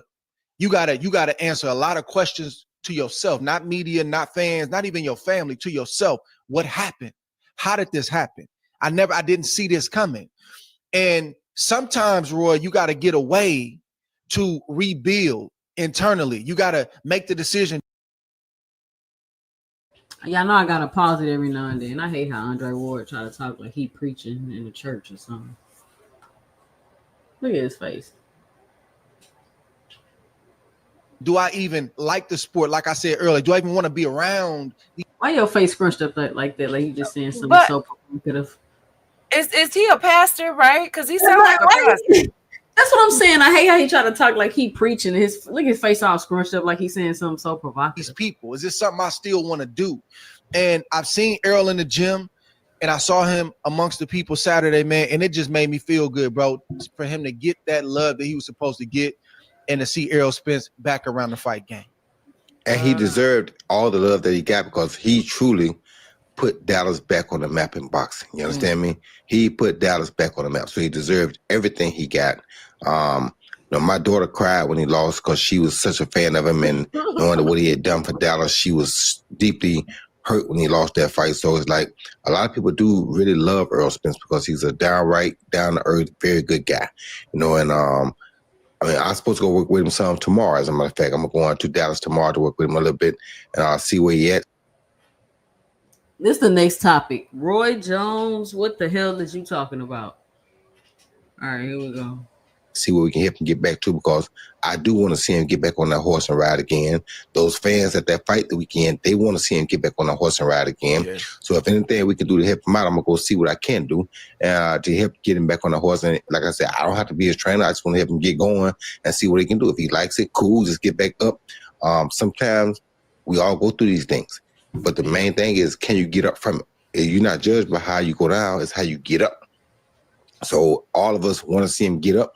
And if he just had one more fight just for the fun of it, just say, okay, I'm going to go out on my shield, I'm going to go out right, I'm cool with that too. But I am going to definitely go. I'm going to go help him out tomorrow, start working with him. I'm going to try to give him a couple of days of work, see where he at, and help him try to make a good, smart decision. And if he got it, he going to go with it. I'm sure he wouldn't come to that arena if he wasn't thinking about it. So he was lit up in that arena. He loved that fan support. You could tell he was in his elements, and that made me happier than anything. I would say you could tell he was in his elements. How many elements he was in, Roy? Because he was glowing in that element. that means he still got it and he wants to be in the element again. And Ortiz knows that too. That's why he said his name. and that shows you the impact that Errol had throughout the game. That shows you the stamp that he's put on the game and the star power that he's had. He's been away from the game for well over a year. Still bigger than I Crawford. think it is. And a fighter who is peaking, a fighter who is on the verge of fighting the biggest fight of his career, and I'm talking about Vergil Ortiz. He's thinking about Errol Spence. Says something he always in the building. Says something he always wanted to do. Always wanted to fight Errol. But I'm saying he mentioned that man because of the impact that Errol has had. Exactly. So, man, salute to the brother Errol Spence. Man, we pulling for you. I don't care if you ever fight again. I know you're winning in life. You have a beautiful family. I know he got some land out there in Dallas, and he's just enjoying himself. Man, you don't know what that man doing. But real quick, I gotta do this before we talk about this.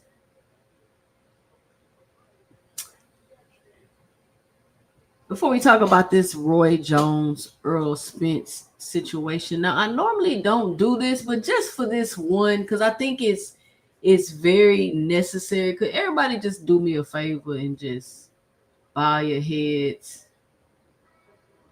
and close your eyes for a second, please? Heavenly Father, I know you know everything. I know you got everything under control, but Lord, please hear your most humble servant.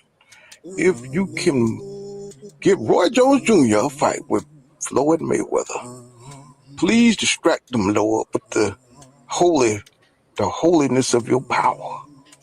Please distract him from and leave Errol Spence Jr. alone. Leave him alone. Make it so Roy Jones Jr. is finding his own fight. Let him go train somebody else, Lord. Yes, sir. Yes, Lord. That's all I want this year. For 2026, I just want Roy Jones Jr. to leave Errol Spence Jr. alone. Amen. Amen. Roy, please leave Earl Spence Jr. alone. What's y'all 2 cents? What you gotta say about that? What about that video or about both? Roy trying to go to Earl and the video. I thought that was pretty funny. That's my homie Pool Counterboxing. Look, I am not a fan of that. I just watched Amari Jones put the beats on Roy Jones fighter on Saturday. There was nothing that man could do.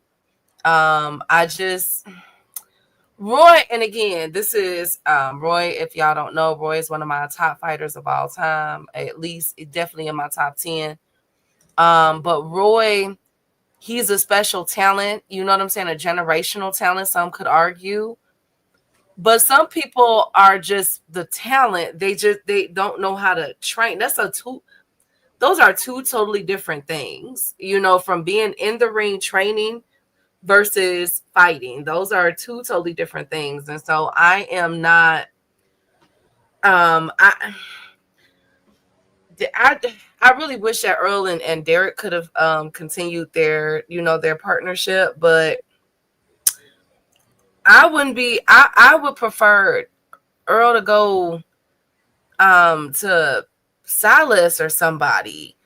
I don't think it'll be good with Roy Jupe in 2 cents. Roy is good. I think Roy is like a good mentor. He's good for their mentality, like to have somebody to talk to. But as far as a trainer, I'm like, Roy, first of all, I don't even call people trash or fights trash. If I call something trash, I mean it. Okay, like it's legit. Roy Jones is a trash trainer. And the reason why I say that is because he tried to teach those people to fight like him. Y'all remember how Chris Eubank was looking when Roy was training him? It's so funny you said that because the minute you put that video of the prayer, my mind went to that's how I'm sorry.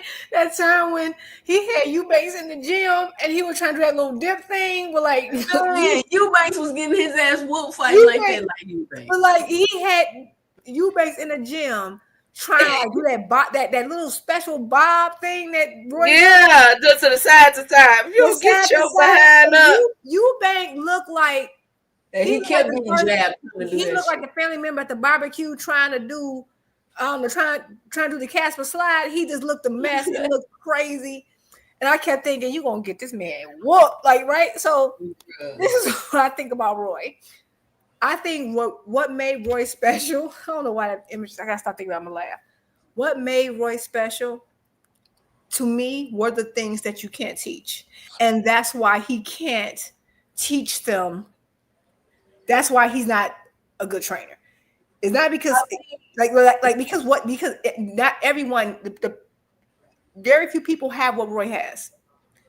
Like Roy is like pretty much a one-of-one. There might be another person even similar to like the stuff that he Boots might be the only person he could effectively train, maybe. Ooh.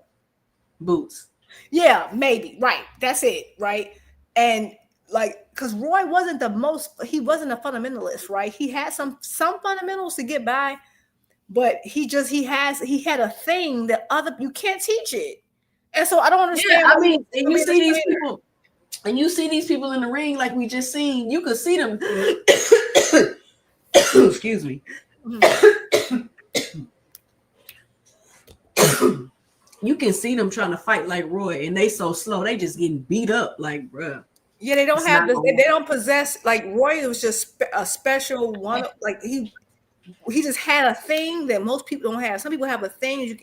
There's a skill that can be taught.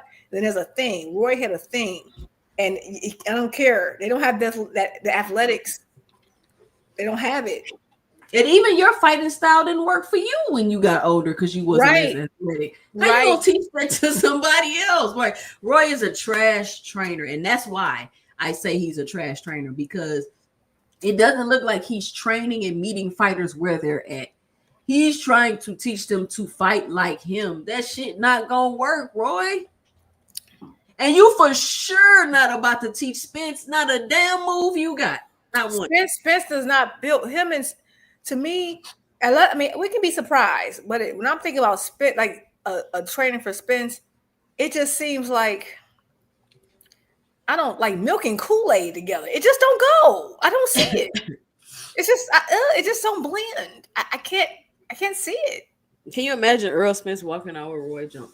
I promise, if Roy Jones trains Earl Spence, I'm done. I'm done with Earl. I'm done. I gotta be done. I think he can be a mentor and he can like help in some capacity, but I don't see him. I love Spence with which I understand that's a problem with Derek. I loved him with Derek. I think just because you lose a fight don't mean that trainer and together y'all they were great together, but it seems like it's more business issues and other stuff going on. But I think that there's other trainers that would work better for Spence.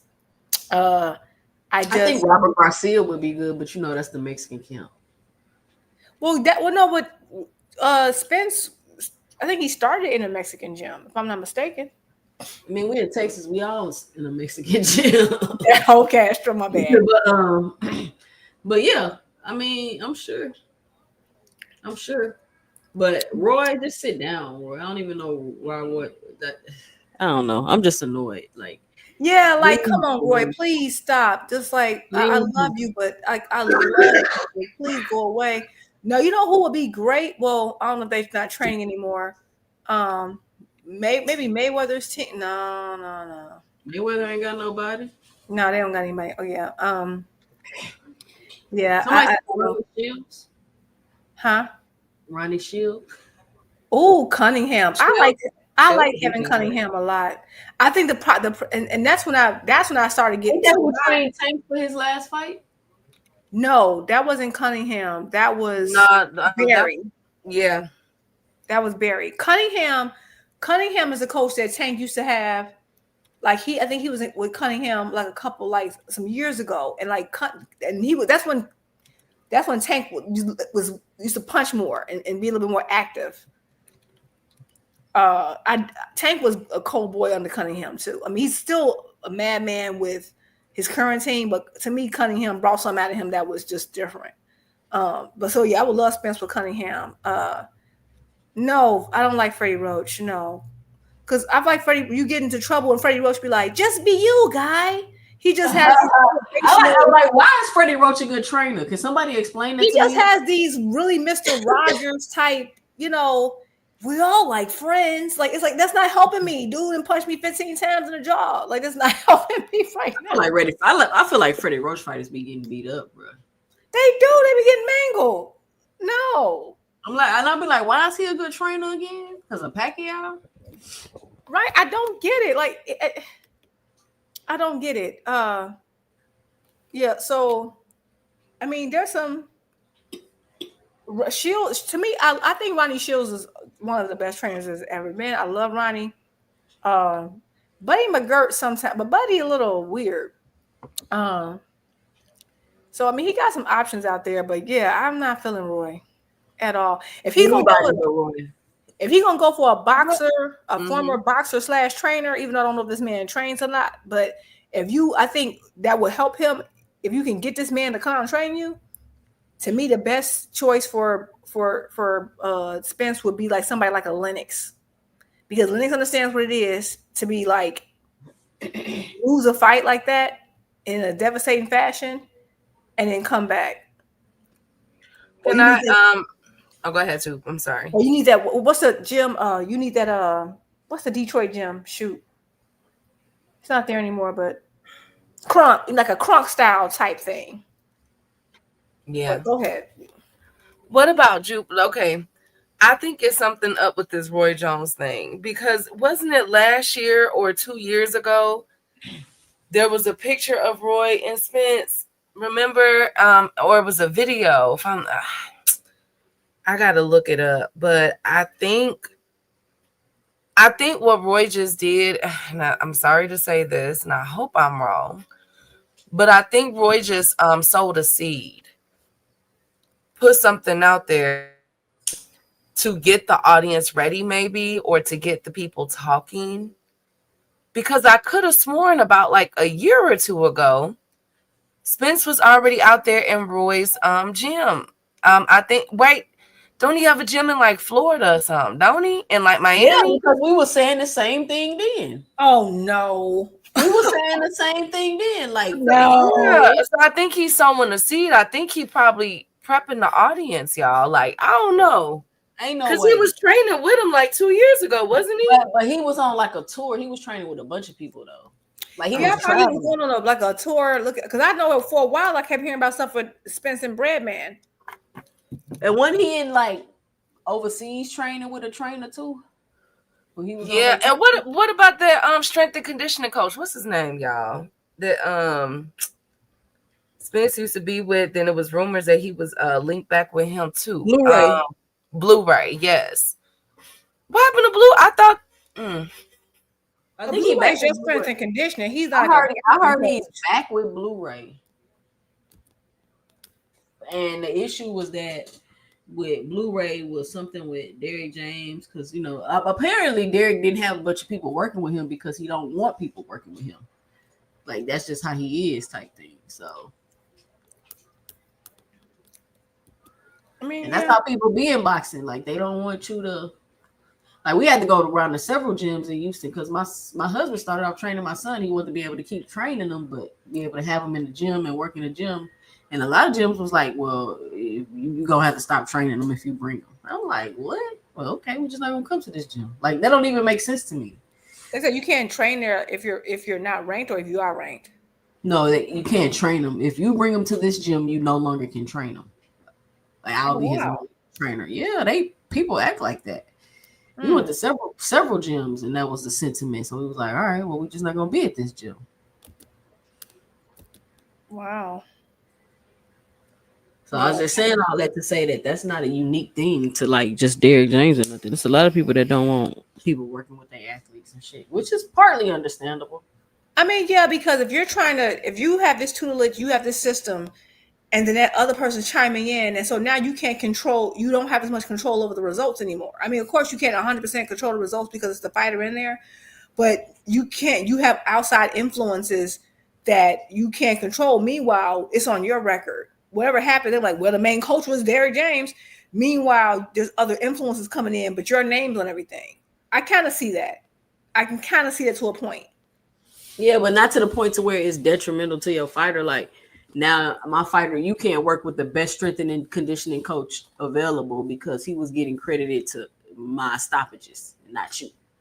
So I can get a strength and conditioning coach, just not that one. But to my understanding, that issue fell out before the question of the stoppages. I think the stoppages was the problem, is that Spence was too dang on big and needed to move up.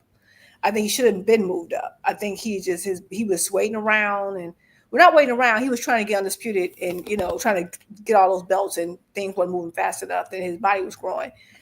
But I get what you're saying. And also, if you feel like the strength and conditioning coach is not, because they kind of have to be in sync. So I don't know what happened there, but I liked him with Derrick. I really did.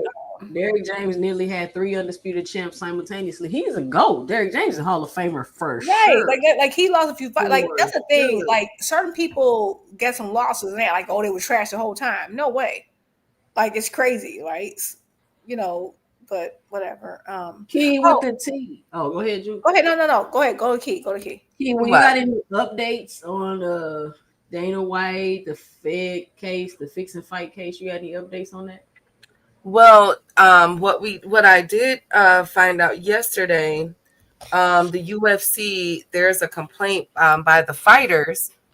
There's an antitrust lawsuit, and they're saying that they're complaining that that the other party may be destroying evidence, which of course we know is illegal. You remember when I sent you that X post? That's what that post was talking about, was an antitrust lawsuit where they wanted access to all their computer files, all the emails from their sponsors, all the communication between the management companies. They wanted all of that information, and that's and they were saying they were trying to fight it because they were basically like, kind of saying like none of this got to do with the case type of thing. But the judge was like, we want all of it. And so they were saying, well, we don't have enough time to give y'all what y'all asking for because it's going to take too long to go through all the devices. Like, we don't have enough time. And the judge was like, you got to get it to me. And so now you're saying they're being accused of destroying evidence? Yes. Yeah, so they're being accused of destroying the evidence, which I think is quite interesting. And again, this is all so crazy. The timing of this is interesting because also it came out that Trump, now listen, it could be because Trump got a lot going on.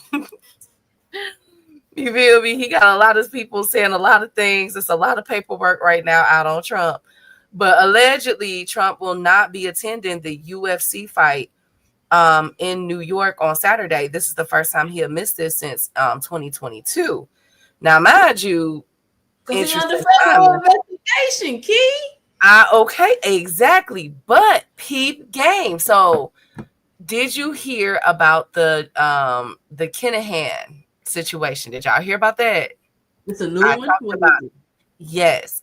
So the Kinahan situation is word on the curb, right? It's an article that's getting buried. I don't know. Well, of course we know why. But word on the curb is that Daniel. Where's the article? I'm about to send it to you. Hold on.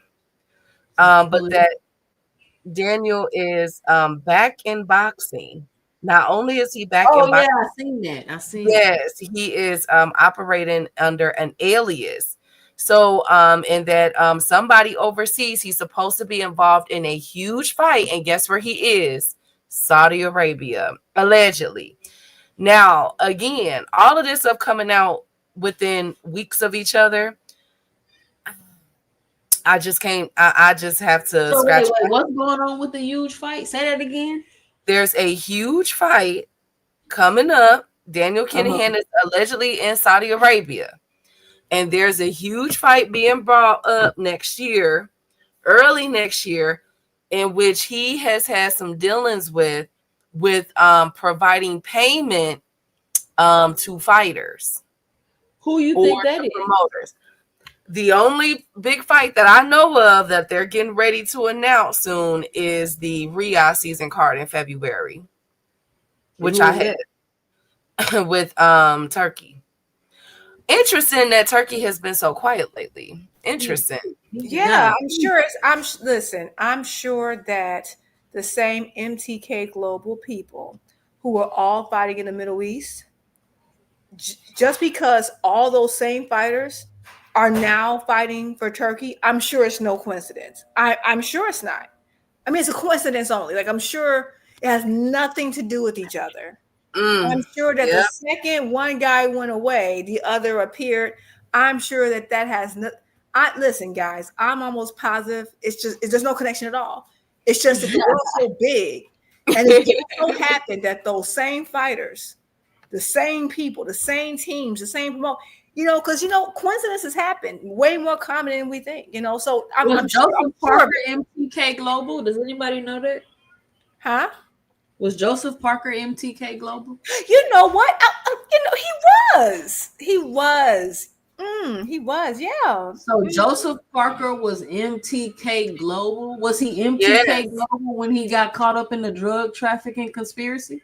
Back in 2021, when did Daniel Kinahan get caught up? Around the same time. And it was like, Is that the drug and now he just resurfaced and he kept getting all these big fights on, which I'm sure had nothing to do with it. Mm-hmm. I'm sure, again, it's just right, but hey, long live boxing. What was you saying, 2 cents? Is the what drug trafficking? Yeah, I was saying, was he with MTK Global? Was that was the MTK Global conspiracy, the drug trafficking, what he got caught up in? I heard something about that. I heard it was some similar stuff. You feel me? You know what I'm saying? But he, he said that he ain't got nothing to do with nothing. That he ain't selling that yayo. That's what he said. Man. And now, word on the curb, I sent it to you in your Discord, 2 cents, the article. Word on the curb is that Daniel Kinahan is back and he is in Saudi Arabia. So he been funding all this shit, like we said. Daniel Kinahan, bro. Them type of people don't go away. What is it? How much money do he got? Like, good God Almighty. Probably billions of dollars. Another coincidence. I'm sure it's just a coincidence that your chat just simply stopped moving the minute we start, I'm sure it's a coincidence. All those smart remarks just stopped happening immediately. I'm sure it's a coincidence. The bots, I made the bots start glitching. Just saying, Do y'all think that is kind of interesting? Like, it's what would make, and I was talking about this earlier, what would make Joseph Parker get high like that before a fight with because he had to take a dive. Okay, wait a minute. Okay, so I saw the news about him being on that, that powder. So it was close to the fight.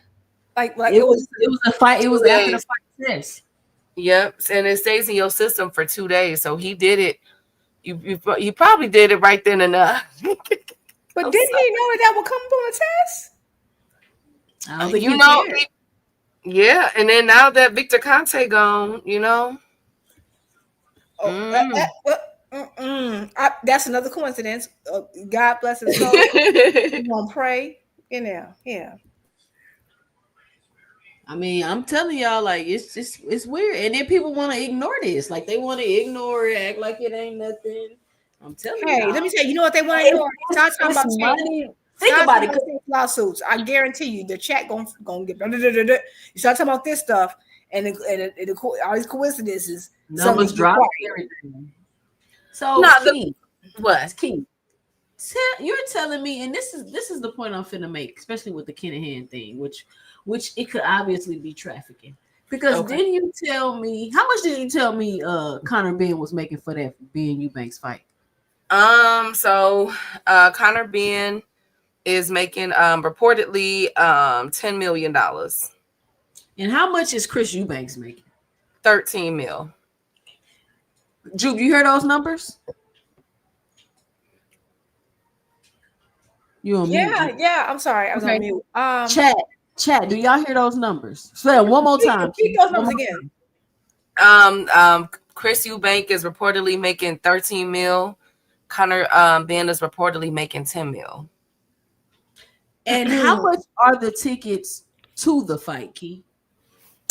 Cheapest ticket right now is about $18, and word on the curb is that Turkey just gave away 2,000 tickets to cab drivers or something like that. So y'all telling me that paying $23,000 for a fight where the tickets is $18 don't sound like money laundering to y'all? I'm just asking. I'm not saying it is. I'm just asking because how are y'all getting tens of millions of dollars and your tickets is $18? Well, I'm sure that certain fans are overpaying and just don't. I'll be right back, y'all. 2 seconds. I'll be right back. I'm sure they're. I don't know anything about money laundering, but I don't know what's happening. Maybe your money laundering is like you overpay for things so you can clean the money. You feel me? Like I'll give you right. Okay. $10 million for something, and then you give so me basically, like I can say, 5. hey, I'm going to pay you this amount. Although me and the person has an understanding that they're actually only getting paid, I don't know, a third or fourth of that amount. And then the other amount goes, like I say, I'm spending this to put on the event, right? Like, let's say I want to clean, I don't know, $500 million or some stupid shit like that. I'll throw a fight in a stadium. Because you know what? Didn't someone get accused of that back in 2021, 2020? Didn't someone get accused of just that? And then we didn't hear from them? That's what we talking about. Yeah, and then suddenly someone else popped up out the blue who's also. I mean, let me ponder on that. who Terrence Crawford was also working with MTK Global. We're not gonna. Wait a minute. First of all, real quick, 2 cents. Terrence is my guy. Terrence Bud Crawford has been my number one pound for pound fighter for so long, and I've been meaning to say something before we get on this topic, but since you said that this is a perfect segue into that. So if I recall, there was an article written that he was managed by MTK Global at one time. I can't confirm that, but I did see an article on that some years back, and I was like, come on now, but I don't like it, whatever. But fine. And again, I don't know. Maybe they're a good company. I don't know. No, they're not a good company. They got kicked out of the United States. I'm being open-minded, but I will just say this. Tyson Fury ain't even allowed back in the United States. Neither is He is not. And but the other point I want to make is that earlier throughout the conversation, a few gentlemen in the comments section kind of threw some apples at me. Because apparently they said that I was trashing or downplaying Bud's and Ward's resume, which I did not do. And so now this is a perfect segue for me to clarify that, because now I ain't got to clarify. It's just y'all looking for a problem if you don't say everything y'all want to hear.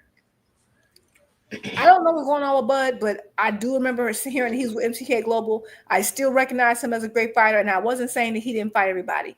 When Andre Ward said that he gladly takes tune-ups, what I said was, and you can rewind it, I'm about to say the same thing again, is that if you look at a lot of great fighters, they didn't just take hard fight after hard fight. I said, if you even look back, meaning beyond Bud, we're talking about the greats to greats, okay? Your greatest fighters wasn't taken. But somehow they still managed to make that me taking a shot at their resumes. No, this idea that every single fight you have has to be a name that everyone knows. First of all, it's not enough names. It's not enough recognizable names for that to even be possible. Number two, it's just not realistic. So all I was saying is that the average fighter, they're not, and especially with Top Rank, because that's just not how they work. I've been watching Top Rank for decades. It doesn't mean they don't have a good resume. It just means that they're not about to fight, brutalize themselves with all these brutalizing fights. And Spence did. Spence did do heavy lifting. Spence did take name after name, and that's normally ill-advised. Bud's own team said it. So, like, y'all mad at me when Bud's own team said it. Errol will always be more respected. Argue with Bud's team. y'all always nitpicking at me. Shoot. Anyway, but to the point, I do recall hearing that report. So again, I'm sure it's merely coincidence that every majority of the people who were signed to that gentleman who's now resurfacing are just so happens to be signed with right deal season. I'm sure it's 100% coincidence because we all know things happen like gazillion times a day. I'm sure it's just all a coincidence, and this is like a scientific phenomenon that we'll never see again. Shout out Big Dog Willie with the $2 in the super chat. He says Tankomaniac females. Big Dog Willie. I'm gonna tell you one more time with this Tankomaniac shit, bro. Cut it out. Oddly enough, Tank wasn't even a topic. Shout out Big Dog Willie. This man came in and said, change the topic to Tank. Like just... So did Turkey just become did boxing just become corrupt with Turkey? Did anybody say that? Did anybody say that up here? That's called deflection. They don't like the topic, so it's deflection. That's why your comment section got slowed up. Okay, well, speaking of Turkey, do y'all think that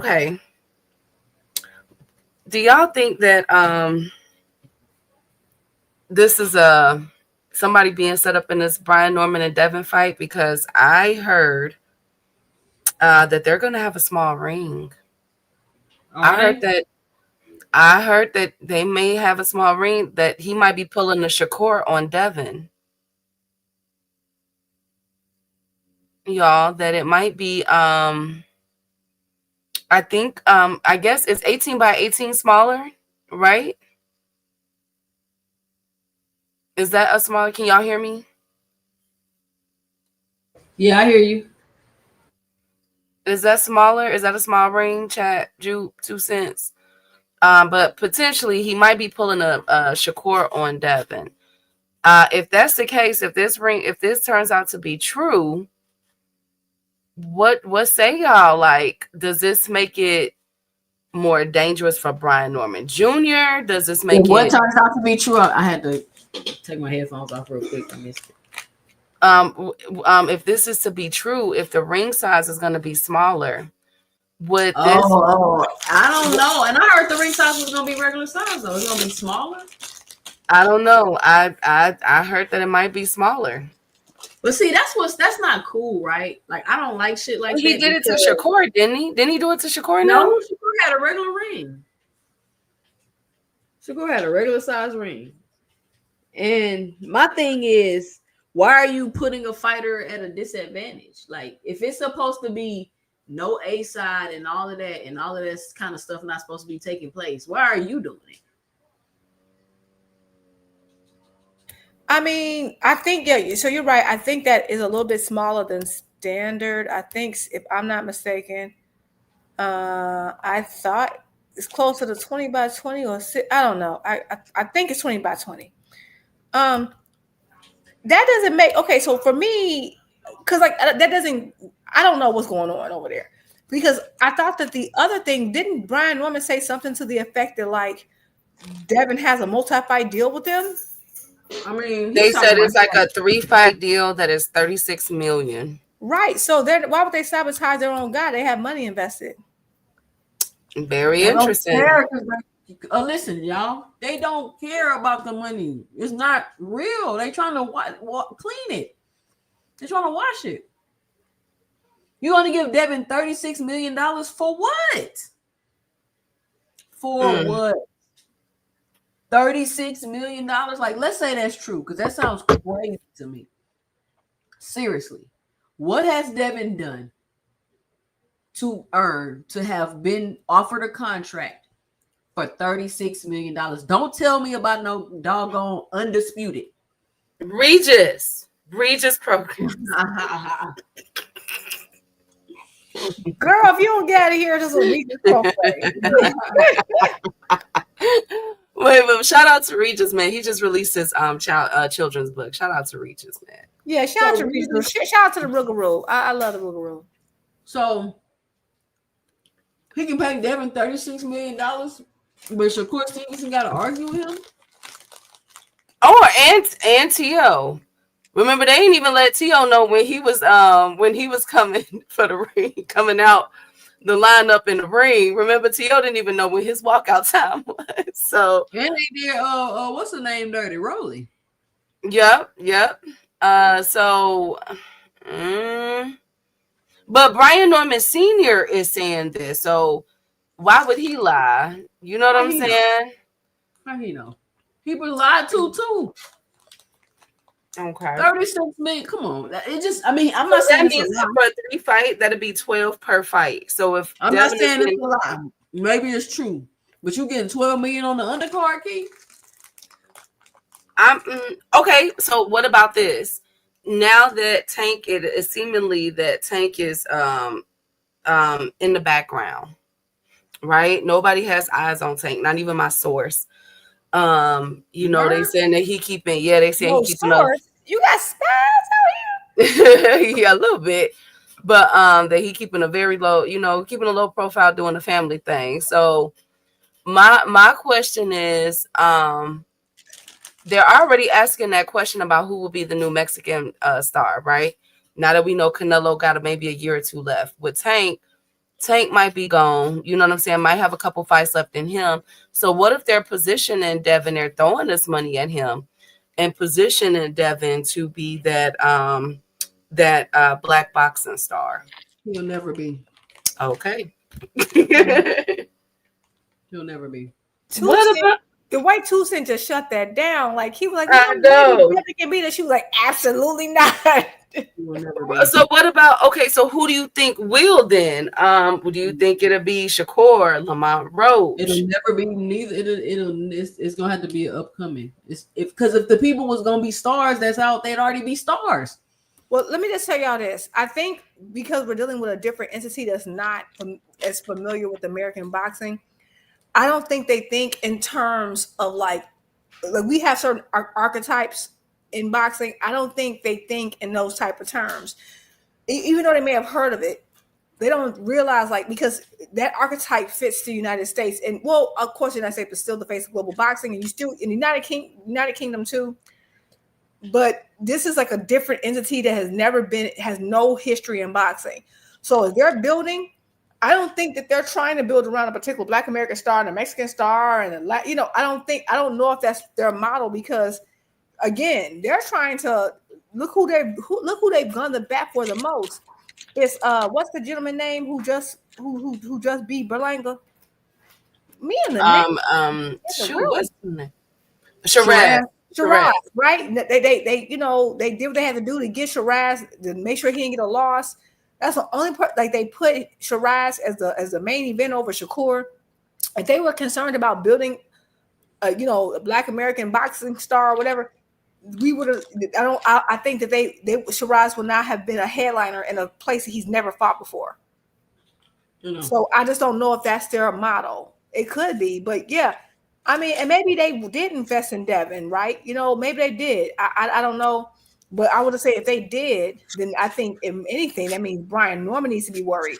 I'm going to have to see the ring for myself, because I don't see, considering the hell that Devin them raised over, because trust me, I feel like if they tried to make that ring smaller, we would have heard Bill and Devin nonstop. I'm not saying your source is wrong, and maybe we'll be surprised. Man, they not finna say nothing. Turkey, why would they not? Did you see what they just did over that? What they finna say to Turkey? What they finna say? Not to Turkey, but complain in general. Man, they not about to mess this bag up. Oh, okay. I ain't gonna lie. If it's Turkey himself, and this is why I say that's the problem. Think about it. You're right, and that's the problem. When we said it, they didn't care because they fine with Turkey ruling with a iron fist until it's your fighter. And I remember telling them that y'all think it's cute until it's your guy, because I didn't like that stuff he ran with Shakur. That irritated my soul, and everybody was like, it was all good. I'm like, it's gonna happen to somebody you like eventually. And that's what I'm saying. You can't say nothing. Turkey, think about it, if he paying you $36 million, what you finna say? I just don't see Bill. I don't know, because Bill quiet as a church mouse. Do you be here? Have you heard from Bill? He had this one little clip. Let me play the most recent clip of Bill. But I mean, it's just crazy to me. Maybe they're focused. Maybe No. Bill. I think they know, because that's a lot of money. If this is true, that means that they are heavily investing into the Devin Haney era brand type thing that they've been pushing for so long. So what if, they ain't got no choice but to lock in? I They're mean, not I don't know. they're not investing in these fighters to advance and improve them. They're investing in these fighters to devalue them. It's a difference.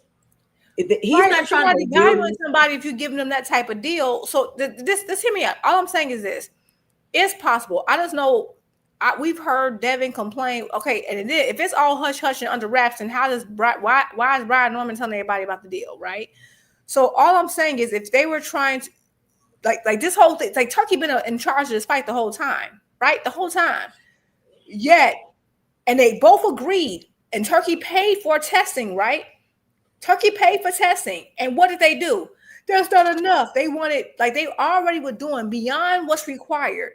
And the Haney still made a big fit and made a scene about how they wanted him to have even more testing while he was on vacation. So, and Turkey was paying for it. They basically said, hey, what Turkey's paying for isn't enough. We want more. So all I'm saying is that they've complained even then. So if they're trying to make that ring smaller, I think they will find a way to slip that in. They complained already with Turkey after him. Let's see what Bill had to say. Who? You just got here. Well, what took you so long? Huh? I thought you had got cold feet. I've been looking for you. Well, one thing about Oakland niggas, yeah, ain't nothing slow. We the first on the block for the cheese, and we're the last motherfuckers to leave. November 22nd.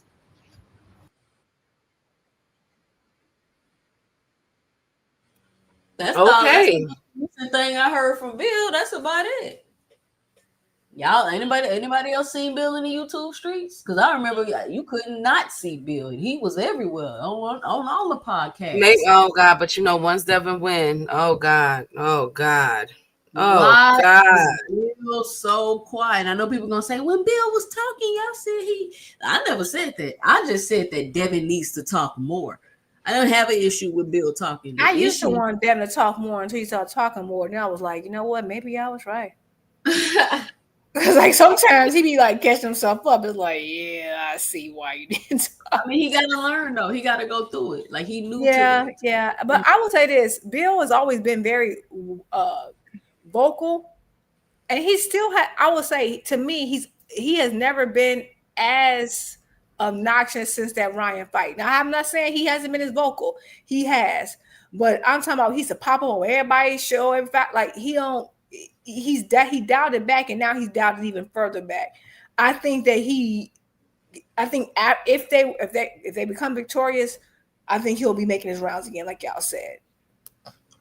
Man, I don't know, man. Bill is hella quiet. It's almost like eerie quiet. Like, what's gonna happen, Bill? Like, why you ain't saying? Right. Why you letting Brian Norman see you run around and keep talking all this noise? Like, we thought this was finna be the battle of the. You know what I'm saying? Like, where are you at, Bill? There's a fight that people keep talking about on social media with Brian Norman Jr. when he fought Boca Chica. I mentioned that fight a couple shows ago to y'all. Remember? Yes, and it's mighty funny when you did that. People were talking about it on social media, Jude, and they were saying how bad he looked. Now, I haven't seen the fight. I can't find it. But they were saying, for me, it wasn't that fight. For me, it was the Quentin Randall fight I was a little worried about when he was overwhelming him. So I'm curious to see how Brian is really going to rise up the stage. Yeah. So the Boca Chica fight, it was a very short fight. I think it was like a no contest or something. It was some type of freak headbutt or something. I can't remember, but you can find it on YouTube, but just gonna have to find it's not gonna be an official one. It's gonna be someone's page. I think I saw it on. But yeah, so the Quentin Randall fight was definitely difficult. It gave him some difficulty. But the Boca Chica fight, and I think I was telling someone, I saw that Norman can be open for a right, so Haney's gonna have to start throwing it. If he throws that right, he can get something working because he was going like he was able to land. I think it was a right hook, if I'm not mistaken. I was like, okay, I can see some things that Devin can do, but you can do more than just jab. You're gonna have to take some chances with the right. And with Devin going up a weight, I do expect him to be more powerful. I expect him to be stronger. Yeah. Debo Dev. Hold on, let me get them for y'all. Well, I want to thank everybody for joining me tonight. Great show. Shout out Juke. Shout out Key with the T coming on the panel, giving their 2 cents. Key dropping some tea. I gotta be up extra early in the morning, so I'm gonna have to hop off a little early tonight. I'm not gonna be able to stay on here in the late hours with y'all, even though I hate to have to get off, especially when we always having such a great conversation on boxing. But we're gonna start off with you, Juke. What's your final 2 cents? What you got for the show? I just will say that I just think, we need more consistency in boxing in terms of thought process. I think people need to stand on principle and don't change it depending on who the fighter is. That's something I try my best to do. There's not a fighter I feel is above reproach and criticism. The ones I love, the ones I don't like, it is what it is when applicable, right? I'm just not looking for a reason to criticize you. Of course, we all have our opinions on things, but if there's a line, if you have a line, then the minute anyone crosses it, you're supposed to be, checking that. But I feel like that's a problem. And I do feel like boxing fans are just, once they check that, we'll have better boxing conversations. I'm looking forward to his card next week. I think, even though I feel like Norman and Devin are doing the most talking, because I think they know that that particular fan base prefers talking more than anything. So that's what's what. But I actually still think that Benavidez and Yard has the potential to be the most exciting fight. And I'm also looking forward to Abdullah having his first title shot because he's fighting someone who does have pop. And we have seen Abdullah caught before. So that's what I'm looking at too. In terms of this whole, one other thing, because there's a few things I saw aimed at me again. And was saying, Bill was just on this show. Yes, he's on shows, if I'm not mistaken. I'm not sure if that's that.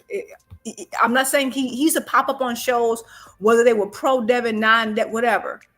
So I expect him to do that, right? I'm saying he's a pop up, and you don't see him doing that anymore. That's all I was saying.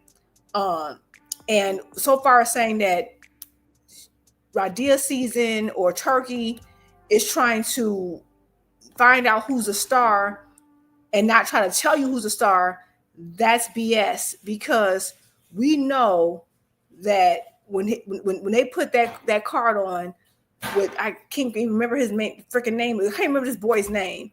And they made him the headliner over Shakur. Shakur's proven silver medalist, multi-division champion, has shown improved multiple times. And this guy had just had a draw with Adames, and you put him on the headline. So it's not about, we're going to find out, and they've never fought in the U.S. It's not about them trying to find out who's out. You're literally trying to force this man on us as a star. So that's silliness. So I don't even know why y'all would comment something like that. And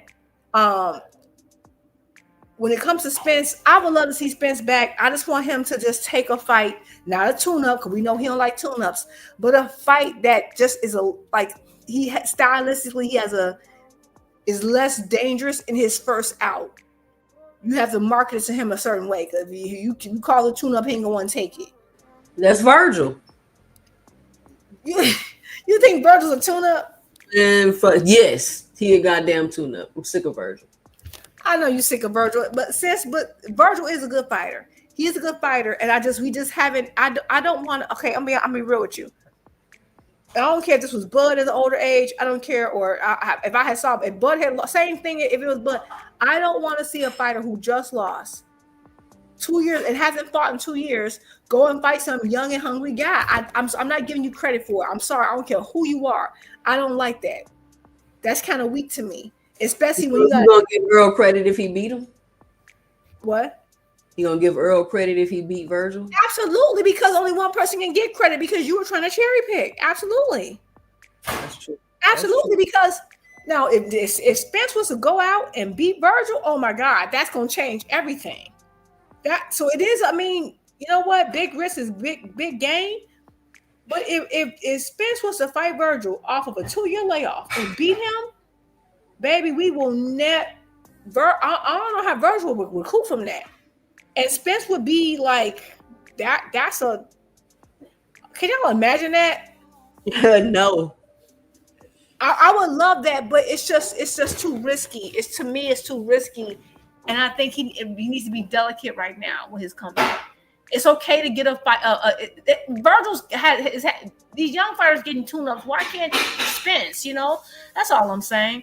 Well, you know, Spence, it seems like Spence probably like, I can't waste the fight. Like it almost seems like any fight could be his last. That's true too. I think that's how his mindset is. I think he seems like, you know what? Every fight's a risk, so I might as well get the reward. And I think that's how Spence sees things, and that's what I was saying about the resume situation. Spence takes a risk every fight, like a big risk every fight. And he's been doing it for years. That's wear and tear. That's not just me saying it. That's people on Buzz team saying it. So again, anybody like, oh, you trying to trash? Go whine and cry to Buzz team because they the ones who said it before I even said it. Facts. Spence did do the heavy lifting. They literally said it. I wish I can find. I'm gonna go find a video one day. So, like, let's not even play that game. That's not what the average fighter does, though. They, you know what I'm saying? They take a softer patches, like Andre Ward said, and to me, Andre Ward is one of the most underrated fighters, skill-wise. He just admitted it. And if you look at any fighter, a great fighter's resume, it kind of goes with what he's saying. So yes, heavy lifting.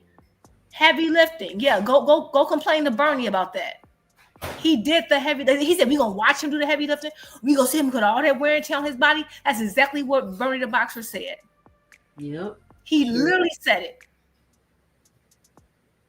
They did, and so Errol is an exception to the rule that you don't do all that heavy lifting on your body and you take a few lighter touches in between, so that when you do get to the big moment, you can take on whatever, right? Because you're not having hard fight after hard fight. You're gonna stay on top rank. You're going to get some good money for fighters who are not as dangerous. And that's why it bothers me when people act like, oh, you just ducked, he was ducked. No, he wasn't. That's not me trashing his resume. That's just telling you how boxing works. I'm not gullible like y'all. So take to all them tears and whining and your ignorance and take it to Buzz Camp, because I got that term from them. They actually said it first. Anywho, let me go ahead and move on because I'm tired of dealing with these children who don't know nothing about the sport. Just nothing. Just typing because they got free Wi-Fi. Other than that, I'm looking forward to this. I don't know about the what's the fight that's happening this tomorrow? Isn't it Eubank? Yeah, I'm not interested in that fight, y'all. I just don't care. Like it just doesn't mean anything for the sport except for those two families. So I don't. It's a trash fight. I rarely call anything trash, but that's a trash fight. It's just a trash fight. No interest in it. It means nothing for the sport except for those two. Like nobody gonna care. They still gonna watch their daddies fight. Don't nobody care. Don't nobody care about it. And then y'all got nerve to have a rematch. Y'all had the nerve to do a rematch. Like, come on, y'all. Nobody really. The first fight. It was silly.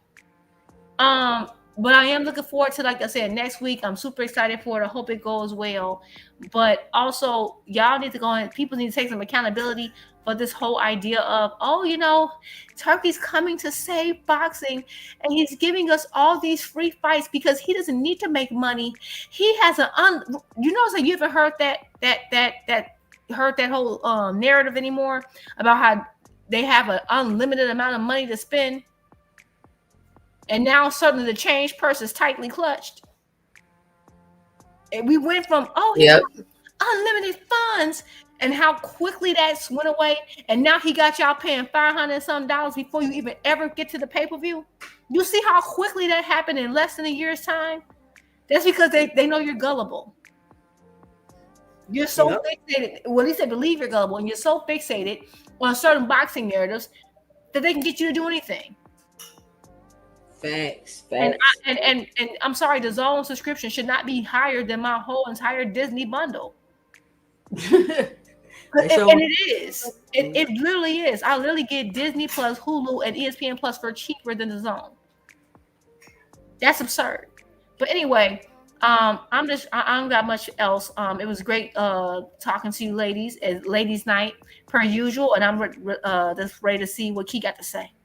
All right. Key with the T. What's your final 2 cents? What you got for the show? And somebody did come back and say that if you pay $45, you don't have to pay for the subscription. But then somebody told me if you do pay the $45, you get a discount. And then somebody else told me that they still had to pay for the Zone, even though they had the $45. So even just that whole process right there is confusing. It's not even hard to purchase or figure out what's going on with the rules to getting your event. Like, it just seems like it's all done purposely, and it doesn't make any sense to be making some of these kind of mistakes, in my opinion. But Key with the T, what's your final 2 cents? What you got for the show? Well, first of all, salute to you, 2 cents, salute to you, Jude. Thank you, Queens. Wonderful night as always. For this good boxing talk and pretty much a recap for me. I agree with you. In 2 cents, I'm not thrilled about the Conor Benn versus Chris Eubank fight. Undercard is it's all right. Even the Mexico card with Lindolfo Delgado, Emiliano Vargas, Espinoza. I mean, you talking about just washing, like the competition. I would be very surprised if somebody gets upset on that card tomorrow, but it's boxing. I will definitely be tuned in. As far as the Boots and Vergil Ortiz fight go, man, my heart is broken. I really wanted that fight. I think that would have been excellent for boxing. And let's see. Hopefully the heat is getting to him and that we could get that fight in March, or at least by the summertime of next year. Them two get it, get in the ring one more time with other people, and then we get that fight or something. But we have to have that fight. I don't want another what if. I'm tired of what ifs. And as far as the Dana White, this whole situation is going down, now that we know that allegedly Kinahan and all of them is back and this indictment's being, and it's just all kind of craziness right now that's going on. I just have this strange feeling that we're only scratching the surface of everything, of all this this chaos. And I wouldn't be surprised if things start to spew over. I have an APB alert out on Turkey. This is the quietest he's ever been for a build up to a fight. So I'm kind of, got my eyebrows raised at that. But again, just support boxing. Let's see how all this, how all of these things work out. And of course, I will be here to report it every step of the way.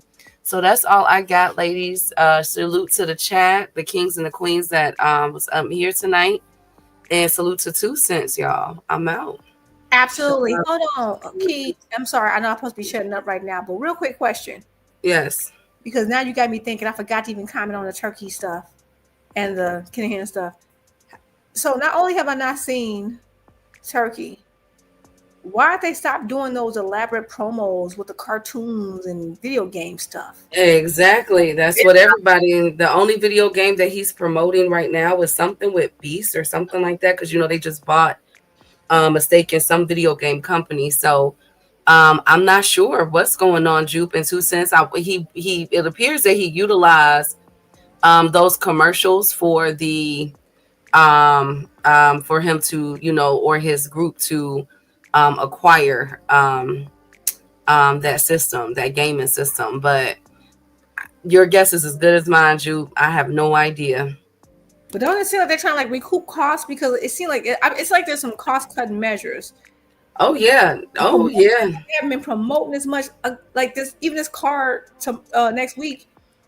We haven't seen any promotion. Okay, so I know Devin and because that's the only I think that's the only fight on the card. Devin versus Norman are the only fight on the card was two people from the United States, right? That's the only fight on the card, if I'm not mistaken. That has two people from the US fighting each other, right? Nah, Abdullah and Sam is on there too, and Bam. I thought Sam was UK. Am I tripping? Okay, maybe he is. But Abdullah is from America and Bam is from America. His opponent is his opponent. I'm saying like the two opponents are both from the US. Oh yes, I think so. I think you're right about that. Both of them are. Yeah, I think it is just that one. I will tell you, beyond those two just talking on their own, like doing their own promotion in the United States, that card has not been promoted. Nope. At all. Nope.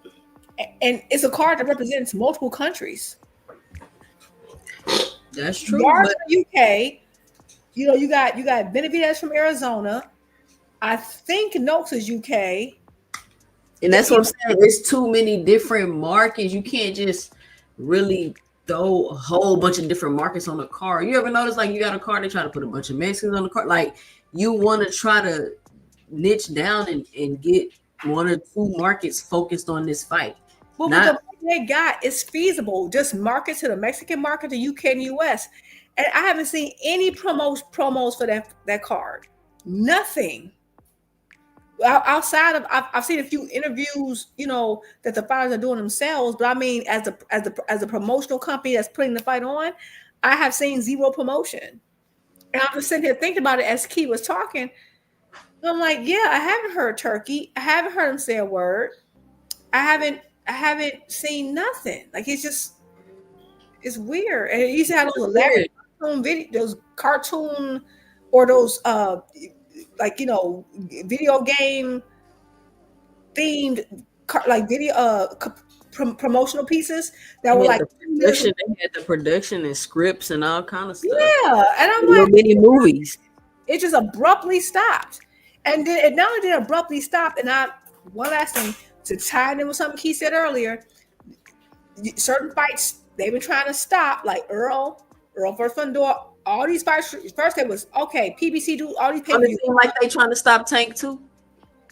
Yes. So think about this for a second. They went from PBC. I'm sorry. They went from pay-per-views bad. Pay-per-view is terrible, and we ain't gonna do no pay-per-views. To trying to stunt their pay-per-view stars to now you doing pay-per-views. Because what people do is they criticize and then they copy. You went from trying to sabotage certain fights, like taking people off Tank's credit. I remember when Tank and Roach were trying to do the rematch initially, taking people off the undercard, complaining about Spence versus Fundora, all this other stuff, right? And then you, at the same time, you're like, oh yeah, we don't do pay-per-views. We're different. And then the minute that slows down over there, we want pay-per-view. We want a fee and a pay-per-view. And we're not doing those elaborate promotional pieces either. It's like you want the opposite, and which is what I said would happen. The quality of the fights will go down, and the prices are going to go up. Like this is not sustainable. And that's exactly what's happening, as y'all can see. But I want to thank everybody for joining me tonight. Shout out Juke. Shout out Key with the T. Always amazing conversations when we come on. I should be live again Sunday, 5 to 7 p.m. for the Sunday wrap-up show. Y'all be sure to join me. Shout out to everybody in the chat and everybody that supported the channel today, whether you left a super chat or you sent the cash out. Be sure to punch that like and subscribe button if you haven't already. And if you're listening to the replay of this live, be sure to let me know and drop it below your 2 cents as you've reached the end of this live. If you don't have nothing to say, the show is just so amazing and you speechless, just type replay gang in the chat. And listen, if you don't want your host all in the videos, cussing you out, timing you out the chat, leaving you in the background, putting you on mute when you was trying to talk on the panel.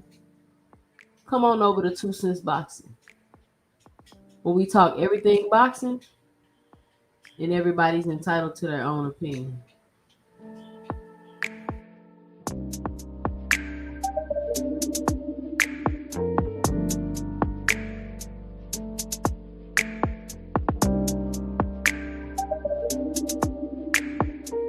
If you're doing good, they got something to say.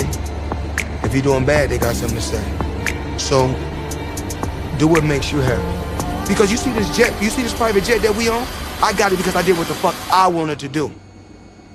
I made over $1 billion, you know why? Because I did what the fuck I wanted to do. I'm gonna always tell Tank, do what the fuck you wanna do.